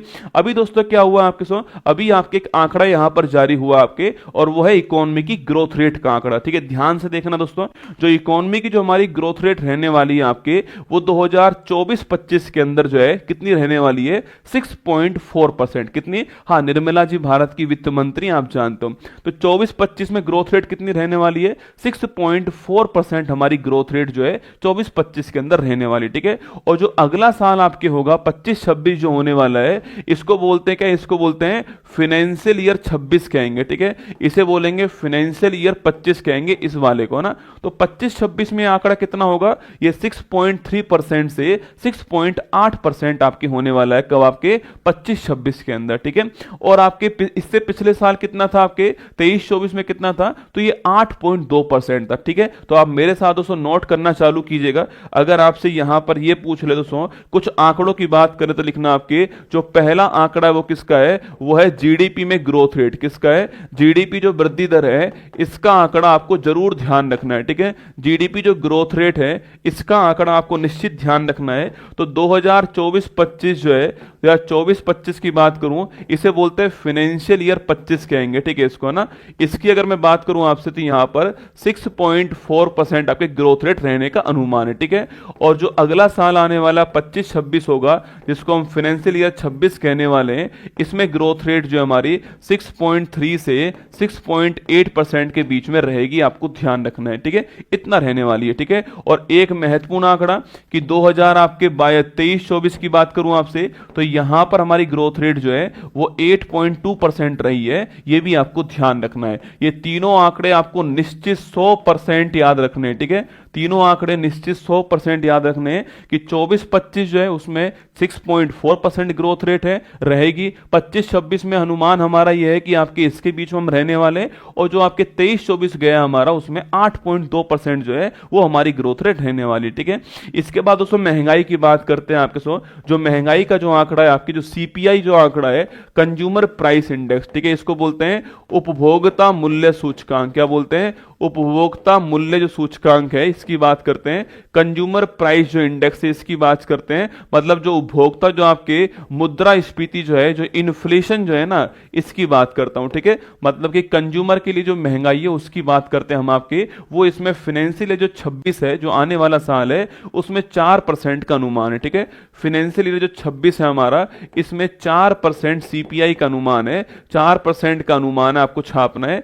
इतने परसेंट आपके जो मुद्रास्फीति जो महंगाई है वो उपभोक्ता के लिए रहने वाली है, आपको ध्यान रखना है। ठीक है, 4% का अनुमान जो है वो आपको ध्यान रखना है। ठीक है, इसके अलावा एक आंकड़ा जो है वो है हमारे पास में कितना विदेशी मुद्रा भंडार है। ठीक है, हमारे पास कितना डॉलर है, कितना पाउंड है, कितना हमारे पास विदेशी मुद्रा भंडार है, इसको बोलते हैं फॉरेक्स, है ना, फॉरेन एक्सचेंज रिजर्व बोलते हैं इसको, फॉरेक्स कहते हैं। तो इनके अनुसार, इकोनॉमिक सर्वे के अनुसार जो है भारत के पास में जो आंकड़ा जारी हुआ आपके, ये जनवरी 2025 तक का आंकड़ा जारी कर दिया है। 3 जनवरी 2025 तक जो है ये आंकड़ा, मतलब जिस तारीख से इकोनॉमिक सर्वे बनाना शुरू किया इन लोगों ने, वहां तक का आंकड़ा जारी कर दिया लिखना आपके। और कितना रहने वाला दोस्तों आपके, ये देखो यहां पर लिखा हुआ है, ये कितना रहने वाला है, 634.6 बिलियन डॉलर जो है ये आपके हो चुका है। ठीक है, तो लिखिएगा 634.6 बिलियन डॉलर जो है, इतना हमारे पास क्या है, इतना हमारे पास में विदेशी मुद्रा भंडार, आपको ध्यान रखना है। ठीक है, तो 3 जनवरी 25 तक 634.6 बिलियन डॉलर जो है ये हमारा विदेशी मुद्रा भंडार, आपको ध्यान रखना है। इसके अंदर कितना है, 634.6 बिलियन डॉलर, आपको ध्यान रखना है। ठीक है, इसके अलावा दोस्तों नंबर डी लिखिएगा आपके, चौथा आंकड़ा दोस्तों लिखना आपके, जो आपके कृषि है, जो हमारा एग्रीकल्चर है, इसमें कितनी ग्रोथ रह सकती है हमारी। तो जो एग्रीकल्चर हमारा है, जो कृषि हमारी है, इसमें ग्रोथ की अगर बात करूं आपसे, तो जो हमारा ये 24-25 जो गया है हमारा, इसमें कृषि में 3.8% ग्रोथ जो है इसका अनुमान लगाया है। ठीक है, जो 25 है आपके, इसमें जो कृषि है इसमें 3.8% जो ग्रोथ है, इतने की जो वृद्धि है, इसका अनुमान लगाया गया, आपको ध्यान रखना है। ठीक है, 3.8% आपको ध्यान रखना है। ठीक है, सबसे महत्वपूर्ण बात दोस्तों, और वो है बेरोजगारी। ठीक है, इन्होंने कहा है कि बेरोजगारी घटी है ना, इन्होंने कहा है कि जो बेरोजगारी है ना वो घटी है। एक छोटी सी बात मैं आपको ये बता दूं कि आप लोग बेरोजगार नहीं हो इनके अनुसार, रसगुल्ला ना, आप लोग इनके अनुसार बेरोजगार बिल्कुल भी नहीं हो दोस्तों ना। बोलोगे क्यों गुरुजी, भाई बेरोजगार का मतलब ये है कि जिसको कोई काम नहीं मिल रहा। आप तो काम चाहते हो, आप तो अपने मन पसंद की जॉब चाहते हो रसगुल्ला, तो आप बेरोजगार नहीं हो, आप शिक्षित बेरोजगार हो, मतलब कि आप अपनी मर्जी से बेरोजगार हो, आप गवर्नमेंट की मर्जी से बेरोजगार नहीं हो। गवर्नमेंट तो कह रही है मनरेगा चल रहा है, काम कर लो वहां पर आप बोल रहे हो कि नहीं मैं मनरेगा में काम नहीं करूंगा, मैं तो गवर्नमेंट जॉब लूंगा, मेरी इच्छा की जॉब लूंगा। ठीक है, तो आप बेरोजगारी में काउंट नहीं हो। तो एक छोटी सी बात आपको बता रहा हूं, ठीक है, ध्यान, आप इच्छुक बेरोजगार हो, अपनी मर्जी से बेरोजगार हो, ठीक है। देखिए अनएम्प्लॉयमेंट की बात करूं तो इन्होंने कहा है कि 17-18 में जो अनएम्प्लॉयमेंट रेट था आपके भारत के अंदर वो था 6%, ठीक है, 6% हमारे यहां पर बेरोजगार थे 17-18 के अंदर, इतनी थी, है ना, जो कि 2023-24 के अंदर क्या है, जो कि 2023-24 के अंदर जो है 3.2% आ गया। मतलब कि बेरोजगारी कम हुई है इनके अनुसार जो है 6% से 3.2%। क्या बद्दा मजाक है भाई साहब, है ना। तो 6.6% से 3.2% जो है, तो आप लोगों को काउंट नहीं किया गया इसमें। 6.2% हमारी बेरोजगारी दर है, वो भी कम हुई है, आपको ध्यान रखना है, ठीक है।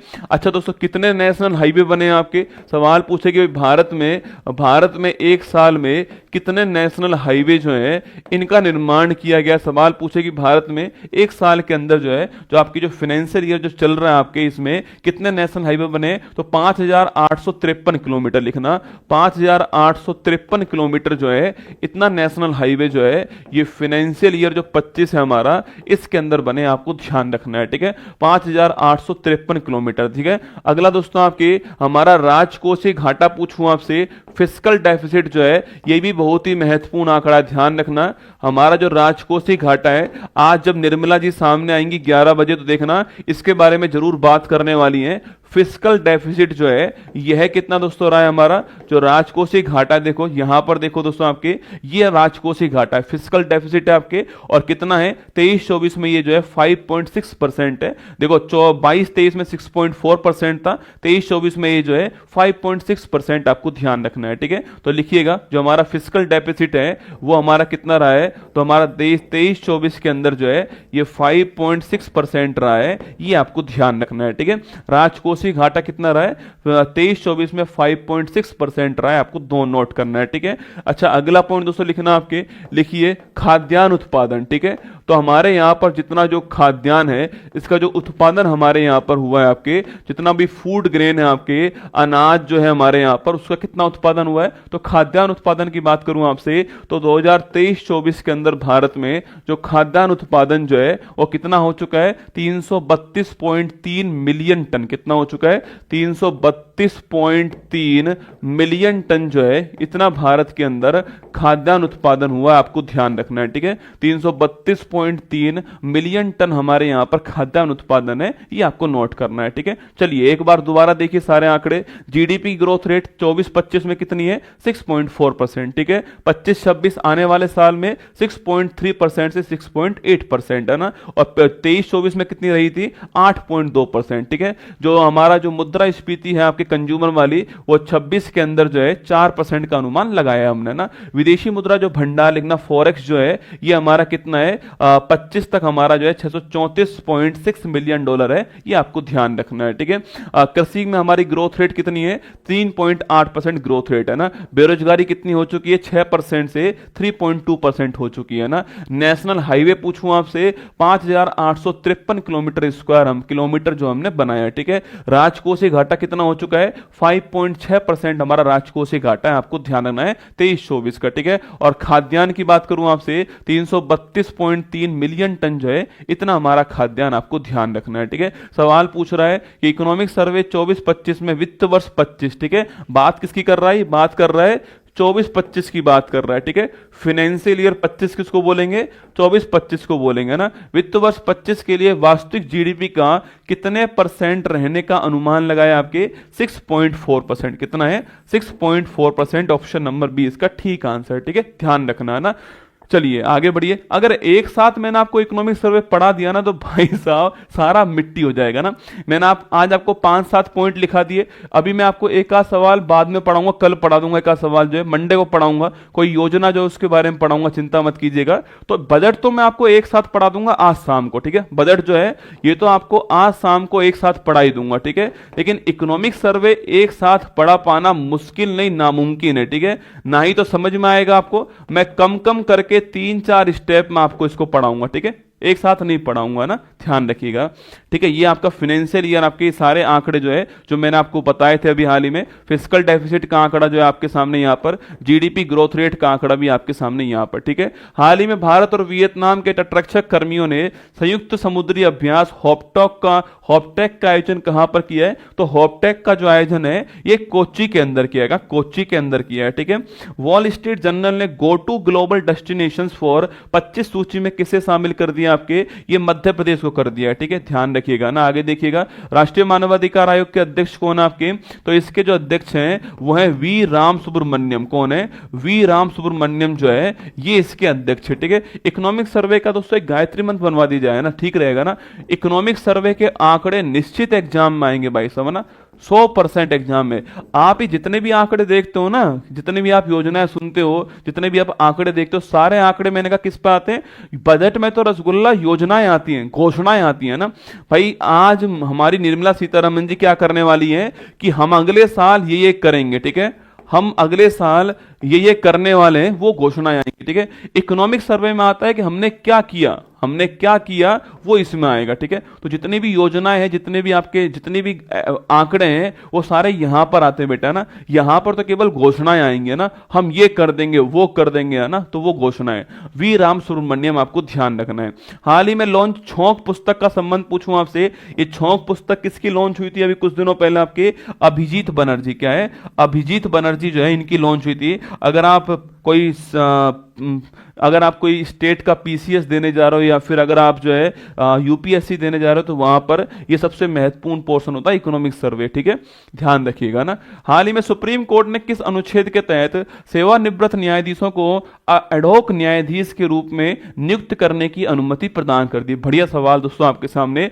अभी सुप्रीम कोर्ट में मुख्य न्यायाधीश कौन है? तो सुप्रीम कोर्ट में आप जानते हो कि मुख्य न्यायाधीश जो है वर्तमान में चीफ जस्टिस ऑफ इंडिया कौन है आपके? संजीव खन्ना जी। कौन है? संजीव खन्ना जी जो है वो भारत में वर्तमान में चीफ जस्टिस हैं, आप जानते हो। ठीक है, इन्होंने एक बात कही अभी हाल ही में कि जो हमारे हाई कोर्ट है ना, वहां पर पेंडिंग मामले बहुत सारे पड़े हुए हैं, कोर्ट में जज कम है, इसलिए वो मामले आपके निस्तारित हो ही नहीं पा रहे हैं, उन मामलों के फैसले नहीं आ रहे हैं। किसी फैसलों को आने के लिए दोस्तों कई बार तो ऐसे सीन भी हो रहे हैं भारत में जहां पर अपराधी दोस्तों मर चुका है, फैसला अब आया है ना। अपराधी जो है उसकी उम्र पूरी हो चुकी है, उसने कोई 40 साल पहले अपराध किया था, उसका फैसला अब आया, वो अपराधी मर चुका है रसगुल्ला ना। तो ये ऐसी कंडीशन भी होती है। तो जो लंबित जो मामले हैं उनको निपटाने के लिए हम क्या कर सकते हैं? हम जो है जो हमारे रिटायर्ड जज हो चुके हैं उनको वापस से क्या कर सकते हैं? वापस से अपॉइंट कर देंगे, कहां पर? कोर्ट के अंदर जो है अपॉइंट कर देंगे, और जितने लंबित मामले होंगे उनको वो निपटाएंगे, उसका उनको वेतन भत्ता सब कुछ मिलने वाला है,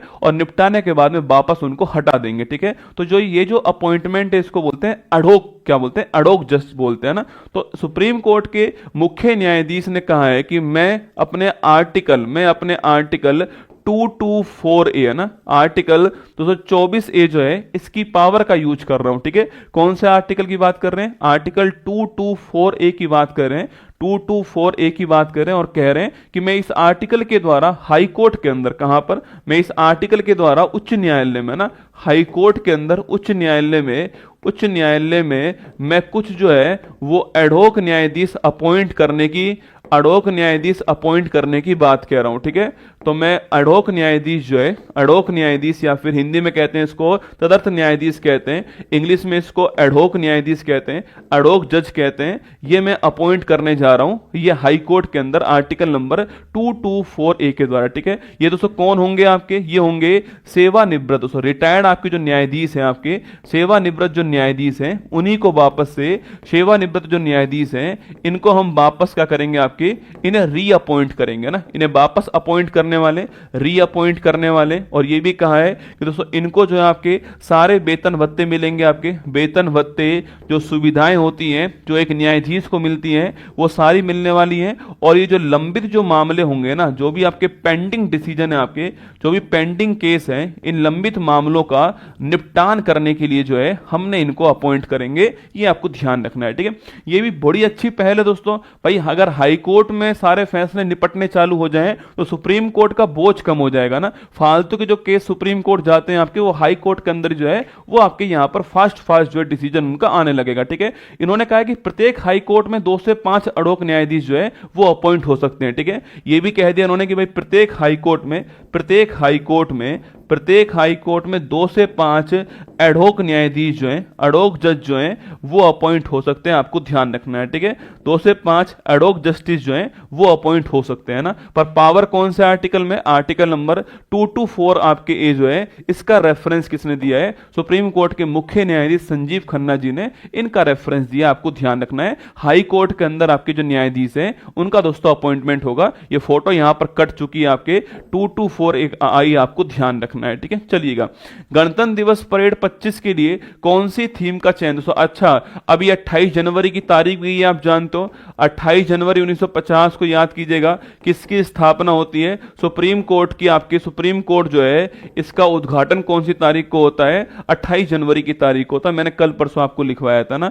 गणतंत्र दिवस परेड 25 के लिए कौन सी थीम है, याद करो, स्वर्णिम भारत, स्वर्णिम भारत विरासत और विकास। क्या है, स्वर्णिम भारत विरासत और विकास जो है ये थीम है, आपको ध्यान रखना है। ठीक है, हाल ही में वर्ल्ड ईगल को आधिकारिक तौर पर किसने राष्ट्रीय पक्षी घोषित कर दिया, यूएसए ने कर दिया है। ठीक है, आगे देखिए, हाल ही में चर्चा में रहे स्पेडेक्स मिशन और पोइम 4 मिशन का संबंध किससे है, अरे इसरो ने लॉन्च किया, याद कीजिए। स्पेडेक्स मिशन जो है PSLV C60 से लॉन्च हुआ था और 30 दिसंबर को लॉन्च हुआ था ना, शायद जो है 30 दिसंबर को लॉन्च हुआ था स्पेडेक्स मिशन। ठीक है, हाल ही में राष्ट्रपति ने गृह सचिव IAS अजय कुमार भल्ला को किस राज्य का राज्यपाल अपॉइंट किया है, अरे अजय कुमार भल्ला साहब कहां के राज्यपाल अपॉइंट हुए हैं, मणिपुर के राज्यपाल अपॉइंट हुए हैं। ठीक है, कल एक क्लास आएगी, तैयार है ना, कल 10 बजे दोस्तों क्लास आने वाली है और वो SSC उत्कर्ष पे आने वाली है, आप उस क्लास को मत छोड़ना। ठीक है, अगर आपको लगता है कि भाई मुझे पिछले 8-9 महीने की करंट अफेयर्स पढ़नी है और इसके अलावा मुझे स्टैटिक वाला पोर्शन पढ़ना है, तो मैं आपको एक क्लास में रिवाइज करवाऊंगा। कल संडे की तारीख है, मैं भी फ्री हूं, आप भी फ्री होंगे, कल जम के जो है हम जो है जितना भी टाइम लगेगा हमको जो है, मैं कम से कम टाइम में कोशिश करूंगा, फिर भी जितना भी टाइम लगेगा मैं करवाऊंगा। 500 के आसपास तो करंट अफेयर के क्वेश्चन है ना, 500 क्वेश्चन कराऊंगा करंट अफेयर्स के, शुरुआत यहीं से करने वाला हूं। ठीक है, 10 बजे से 12 बजे तक जो है आपके बीच में करंट अफेयर्स चलने वाली है, यह सूचना आपके लिए। और जितने भी महत्वपूर्ण टॉपिक्स है सारे कवर करूंगा, बस केवल 2 घंटे आप क्लास देखिएगा और आपको 24 के जो महत्वपूर्ण क्वेश्चन है वो करा दूंगा। चाहे कोई नया राज्यपाल अपॉइंट हुआ हो, चाहे कोई नया कोई नियुक्ति हुई हो, चाहे कोई नई योजना आई हो, चाहे कोई सम्मेलन हुआ, सब कुछ आपको यहां पर जो है, चाहे ओलंपिक क्यों ना हो, चाहे नोबेल पुरस्कार क्यों ना हो, सब आपको यहां पर मिल जाएगा। पर ये क्लास आएगी SSC उत्कर्ष के ऊपर लिंक लगा हुआ है ना, ऊपर लिंक लगा हुआ है, वहां पर ये क्लास आएगी। ठीक है, चलिए, हाल ही में हाइड्रोजन परिवहन पाइप विकसित करने वाली पहली भारतीय कंपनी कौन सी। देखो, हाइड्रोजन जो परिवहन पाइप है आपके, इसको विकसित करने वाली पहली कंपनी कौन सी, आप सुनो, टाटा स्टील। कौन सी कंपनी है, टाटा स्टील कंपनी है, और ये भारत की पहली कंपनी है ना, भारत की फर्स्ट कंपनी बन चुकी है। ये कौन सी कंपनी भारत की पहली, जो हाइड्रोजन जो पाइप है आपके, हाइड्रोजन जो है इसको ले जाने वाले जो पाइप होते हैं, इन हाइड्रोजन पाइप को विकसित करने वाली ये पहली कंपनी बन चुकी है। ठीक है, तो भारत की पहली कंपनी टाटा स्टील कंपनी है, हाइड्रोजन जो पाइप उनको डेवलप करने वाली कंपनी, आपको ध्यान रखना है। ठीक है, और ये पहली भारतीय कंपनी है, ये भी आपको नोट करना है दोस्तों। हाइड्रोजन जो होता है उसको अगर हमें ले जाना है दोस्तों, आपके उस गैस को हमें अगर लेकर जाना है तो ध्यान रखना आपके उस, अरे 8 बज गए तो तू चला जा भाई, है ना, कमेंट मत कर बार बार 8 बज गए। ठीक है, मतलब मैंने इकोनॉमिक सर्वे पढ़ा रहा हूँ, कंटेंट पढ़ा रहा हूँ, रिवीजन करवा रहा हूँ, पढ़ाने में टाइम लगता है, तुझे लगता है तेरा टाइम हो गया तू जा सकता है। ठीक है, दोबारा कमेंट नहीं करना, वरना कमेंट करने लायक तू रहेगा नहीं इस क्लास में, ना, ध्यान रखना। चुपचाप बैठ के पढ़ ले, कोई फ्री में पढ़ा रहा है तो भी समस्या हो रही है। कमाल की बात देखो, आज की जनरेशन की समस्या देखो, फ्री में कोई पढ़ा रहा है तो समस्या हो रही है ना। 8 बज के तू चला जा, तेरे को जो काम करना है वो कर ले। मैंने तुझे नहीं बोला ना कि तू शेयर कर दे क्लास या फिर तू बैठ क्लास में, मैं तो नहीं बोलता, मैं तो अपना काम पूरा कर रहा हूं यहां पर। तुझे लग रहा है कि मुझे क्लास लेनी है, चुपचाप ले ले, नहीं लेनी तो भी चुपचाप रहना, ना। तो हाइड्रोजन जो पाइप है उनको विकसित करने का काम कौन कर रहा है, टाटा स्टील कंपनी डेवलप कर रही है। ठीक है, ये पहली भारतीय कंपनी जो ये काम करने जा रही है ना। तो इसके लिए एक आपके अच्छे लेवल के पाइप चाहिए होते हैं। ठीक है, और वो कौन सी ग्रेड होती है? वो ग्रेड होती है API-X65, ठीक है। तो इसके लिए कौन से पाइप चाहिए होते हैं? API-X65 जो ग्रेड है इसका पाइप चाहिए होता है, और ये पाइप डेवलप करने वाली पहली कंपनी टाटा स्टील बन चुकी है, आपको ध्यान रखना है, ठीक है। जो कि दोस्तों आपके जो उच्च दाब है, जो आपके हाई जो प्रेशर होता है पाइप के अंदर, उस दबाव को सहन करने की क्षमता रखता है, ठीक है। उस दबाव को सहन करने की क्षमता रखता है, ये आपको ध्यान रखना है, ठीक है। जो हाई प्रेशर जो पाइप के अंदर होगा ना, उसको सहन करने की क्षमता जो है रखने वाला, आपको ध्यान रखना है, ठीक है। टाटा स्टील आपकी एक कंपनी जो है बन चुकी है, टाटा स्टील, अरे टाटा स्टील करना दोस्तों ना, टाटा स्टील एक कंपनी बन चुकी है, आपको ध्यान रखना है, ठीक है। दोस्तों हमारा क्या है, हमारा एक मिशन चल रहा है जिसका नाम क्या है? नेशनल हाइड्रोजन आपके मिशन। कौन सा है? नेशनल ग्रीन हाइड्रोजन मिशन है ना, ये आपने शायद सुना भी होगा। नेशनल ग्रीन हाइड्रोजन जो मिशन है, ये सवाल कभी भी एग्जाम में पूछ सकता है कि इसका टारगेट क्या है, ठीक है। इसका टारगेट क्या है, ये सवाल कभी भी आपके एग्जाम में पूछ सकता है कि नेशनल ग्रीन हाइड्रोजन जो मिशन है इसका टारगेट क्या है। इसका टारगेट है 2030 तक 5 मिलियन मीट्रिक टन आपके जो ग्रीन हाइड्रोजन है उसका उत्पादन करना, ठीक है। 2030 तक 5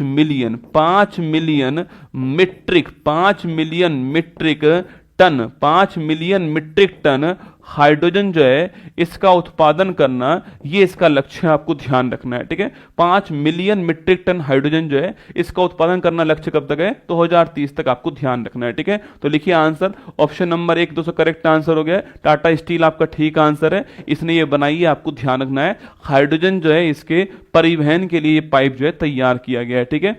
वर्ष 25 में महिला कबड्डी विश्व कप कहां दोस्तों आयोजित हुआ आपके?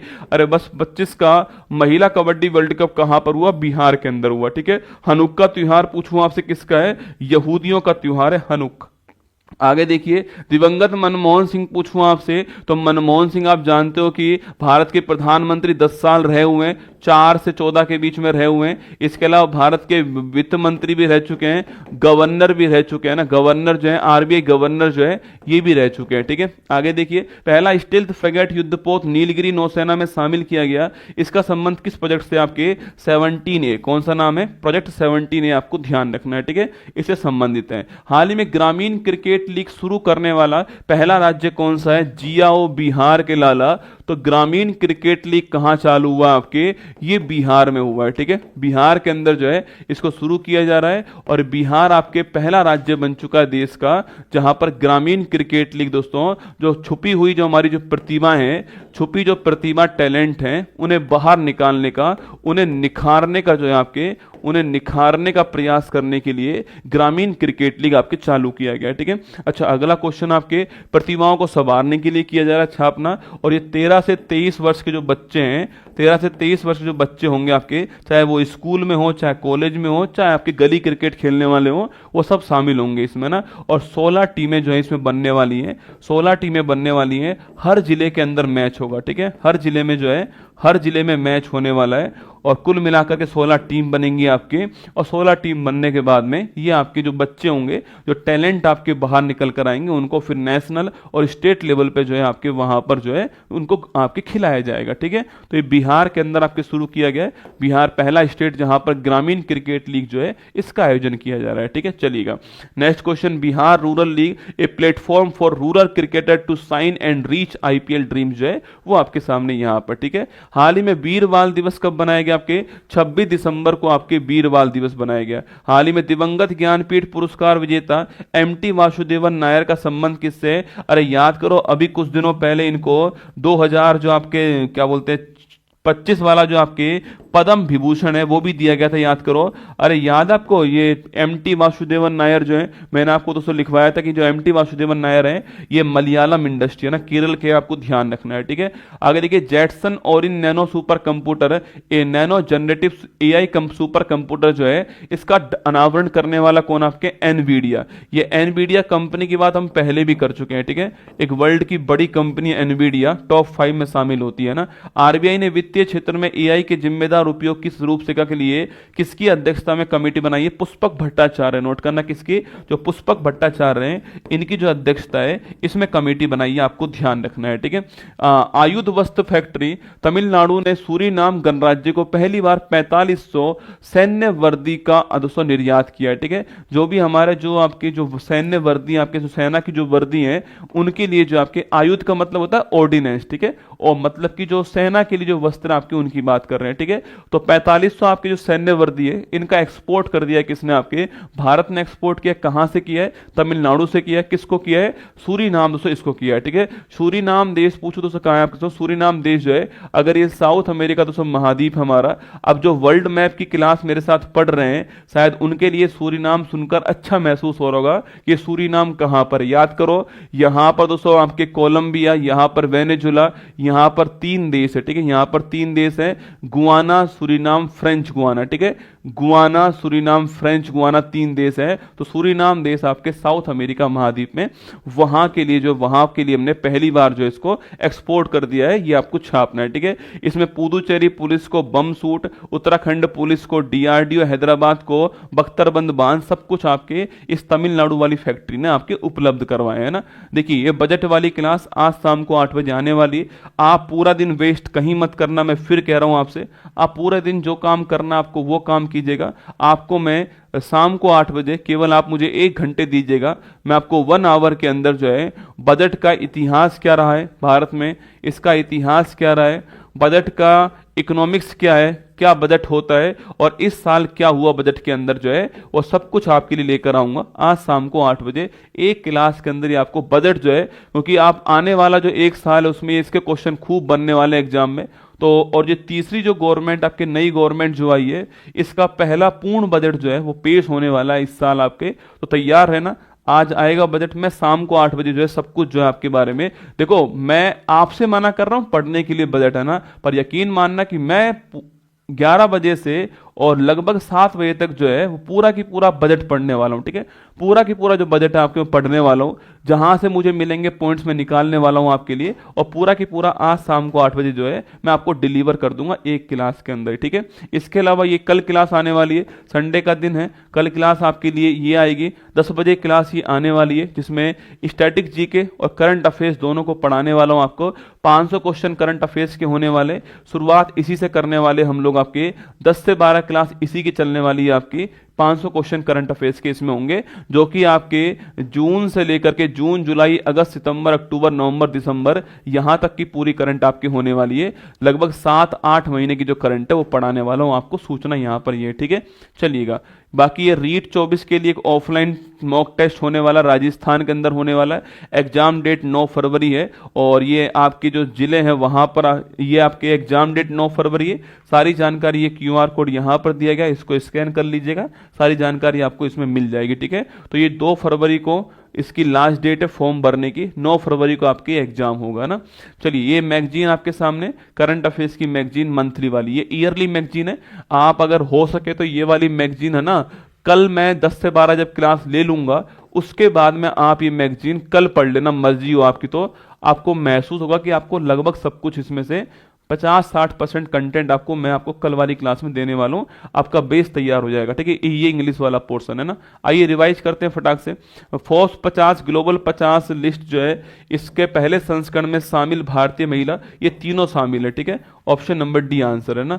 अनुच्छेद 25 के तहत लाउड स्पीकर के उपयोग को धार्मिक आचरण का हिस्सा न मानने का आदेश जारी करने वाला कौन है? बॉम्बे हाई कोर्ट, ठीक है। Option number 1। असम के मुख्यमंत्री हेमंत बिस्वा शर्मा ने किसी दूसरी राजधानी बनाने की घोषणा की आपके, ये आपके Dibrugarh, option number B answer है ना। मैं राष्ट्रीय नेशनल क्रिटिकल मिनरल्स मिशन जो है इसमें पैसा कितना जाएगा? 34,300 करोड़ रुपया, ठीक है। 10वां साइंस फाई विज्ञान फिल्म महोत्सव पूछो कहां पर है? ये आपके गोवा के अंदर हुआ है, ठीक है। आगे देखिए, भारत के सर्वोच्च न्यायालय की स्थापना 28 जनवरी, ऑप्शन नंबर बी आंसर। लतिका कट्ट पूछूं आपसे, मूर्ति निर्माण, ऑप्शन नंबर बी आंसर। आई स्पोर्ट पोर्टल पूछूं आपसे, security exchange board, of India, option number C answer. Meerkat telescope आपके इंका था जो आकाशगंगा पूछूं आपसे, ये south Africa, option number D answer, ठीक है। मिशन 300 अफ्रीका ऊर्जा शिखर सम्मेलन पूछूं आपसे कहां पर है, तंजानिया, ऑप्शन नंबर एक, दर अस सलाम में ना।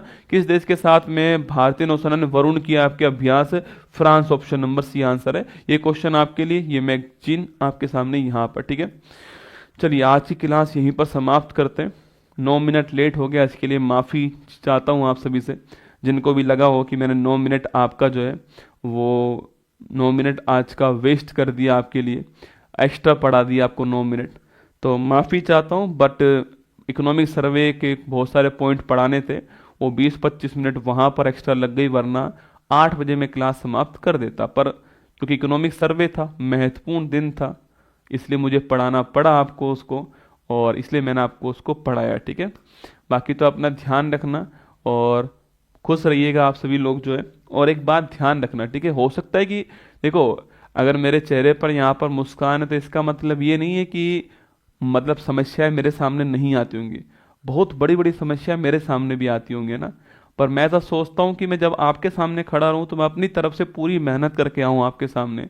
आपको तो मैंने इकोनॉमिक सर्वे के 7-8 पॉइंट लिखा दिए, पर उन 7-8 पॉइंट को निकालने में मुझे कितना टाइम लगेगा आप ये सोच के देखो ना, मुझे कितना टाइम लगेगा इकोनॉमिक सर्वे को निकालने के लिए। आप पीआईबी न्यूज पर जाना, पीआईबी के ऊपर वहां पर पूरा इकोनॉमिक सर्वे दिया हुआ है, चेक करना जा करके, वो 15-20 पेज का इकोनॉमिक सर्वे पूरा दिया हुआ है, उसको देखना, उसकी हाइलाइट्स को, उसमें से 7-8 पॉइंट निकाल कर लेकर आना।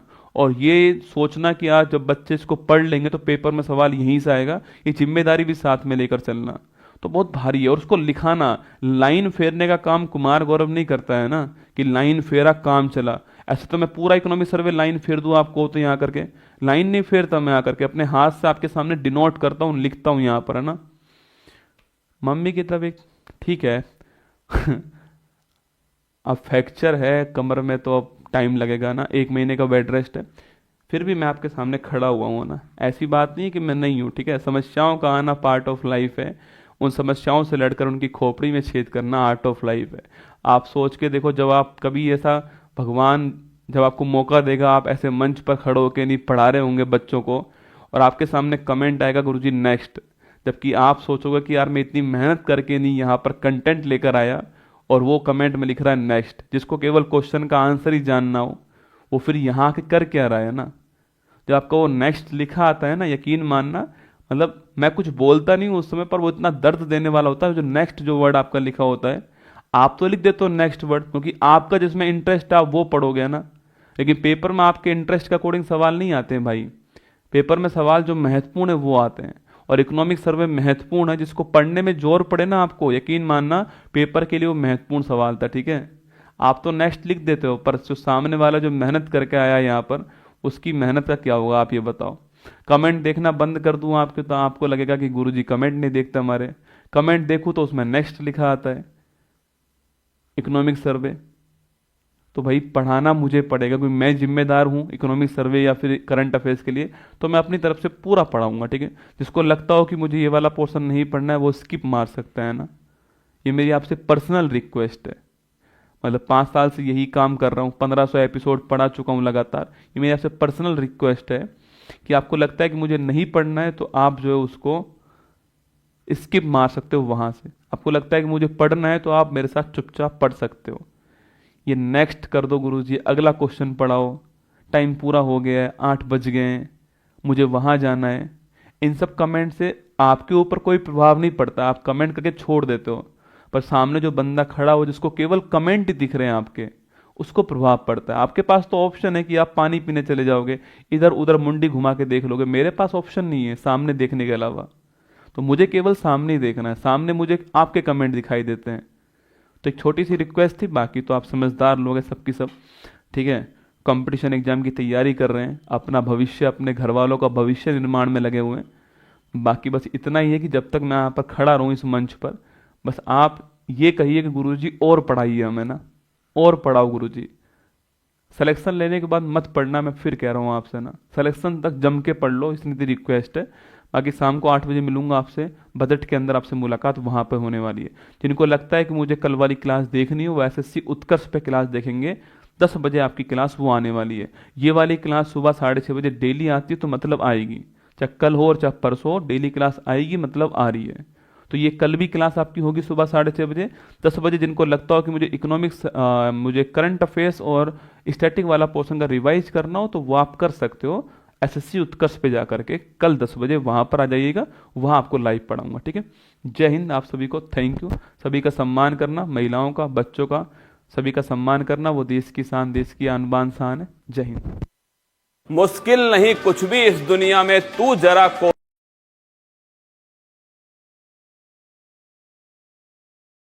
मुश्किल नहीं कुछ भी इस दुनिया में, तू जरा कोशिश तो कर, ख्वाब बदलेंगे हकीकत में, तू जरा हिम्मत तो कर। अपने सपनों को उड़ान देने के लिए आज ही सब्सक्राइब कीजिए उत्कर्ष चैनल को।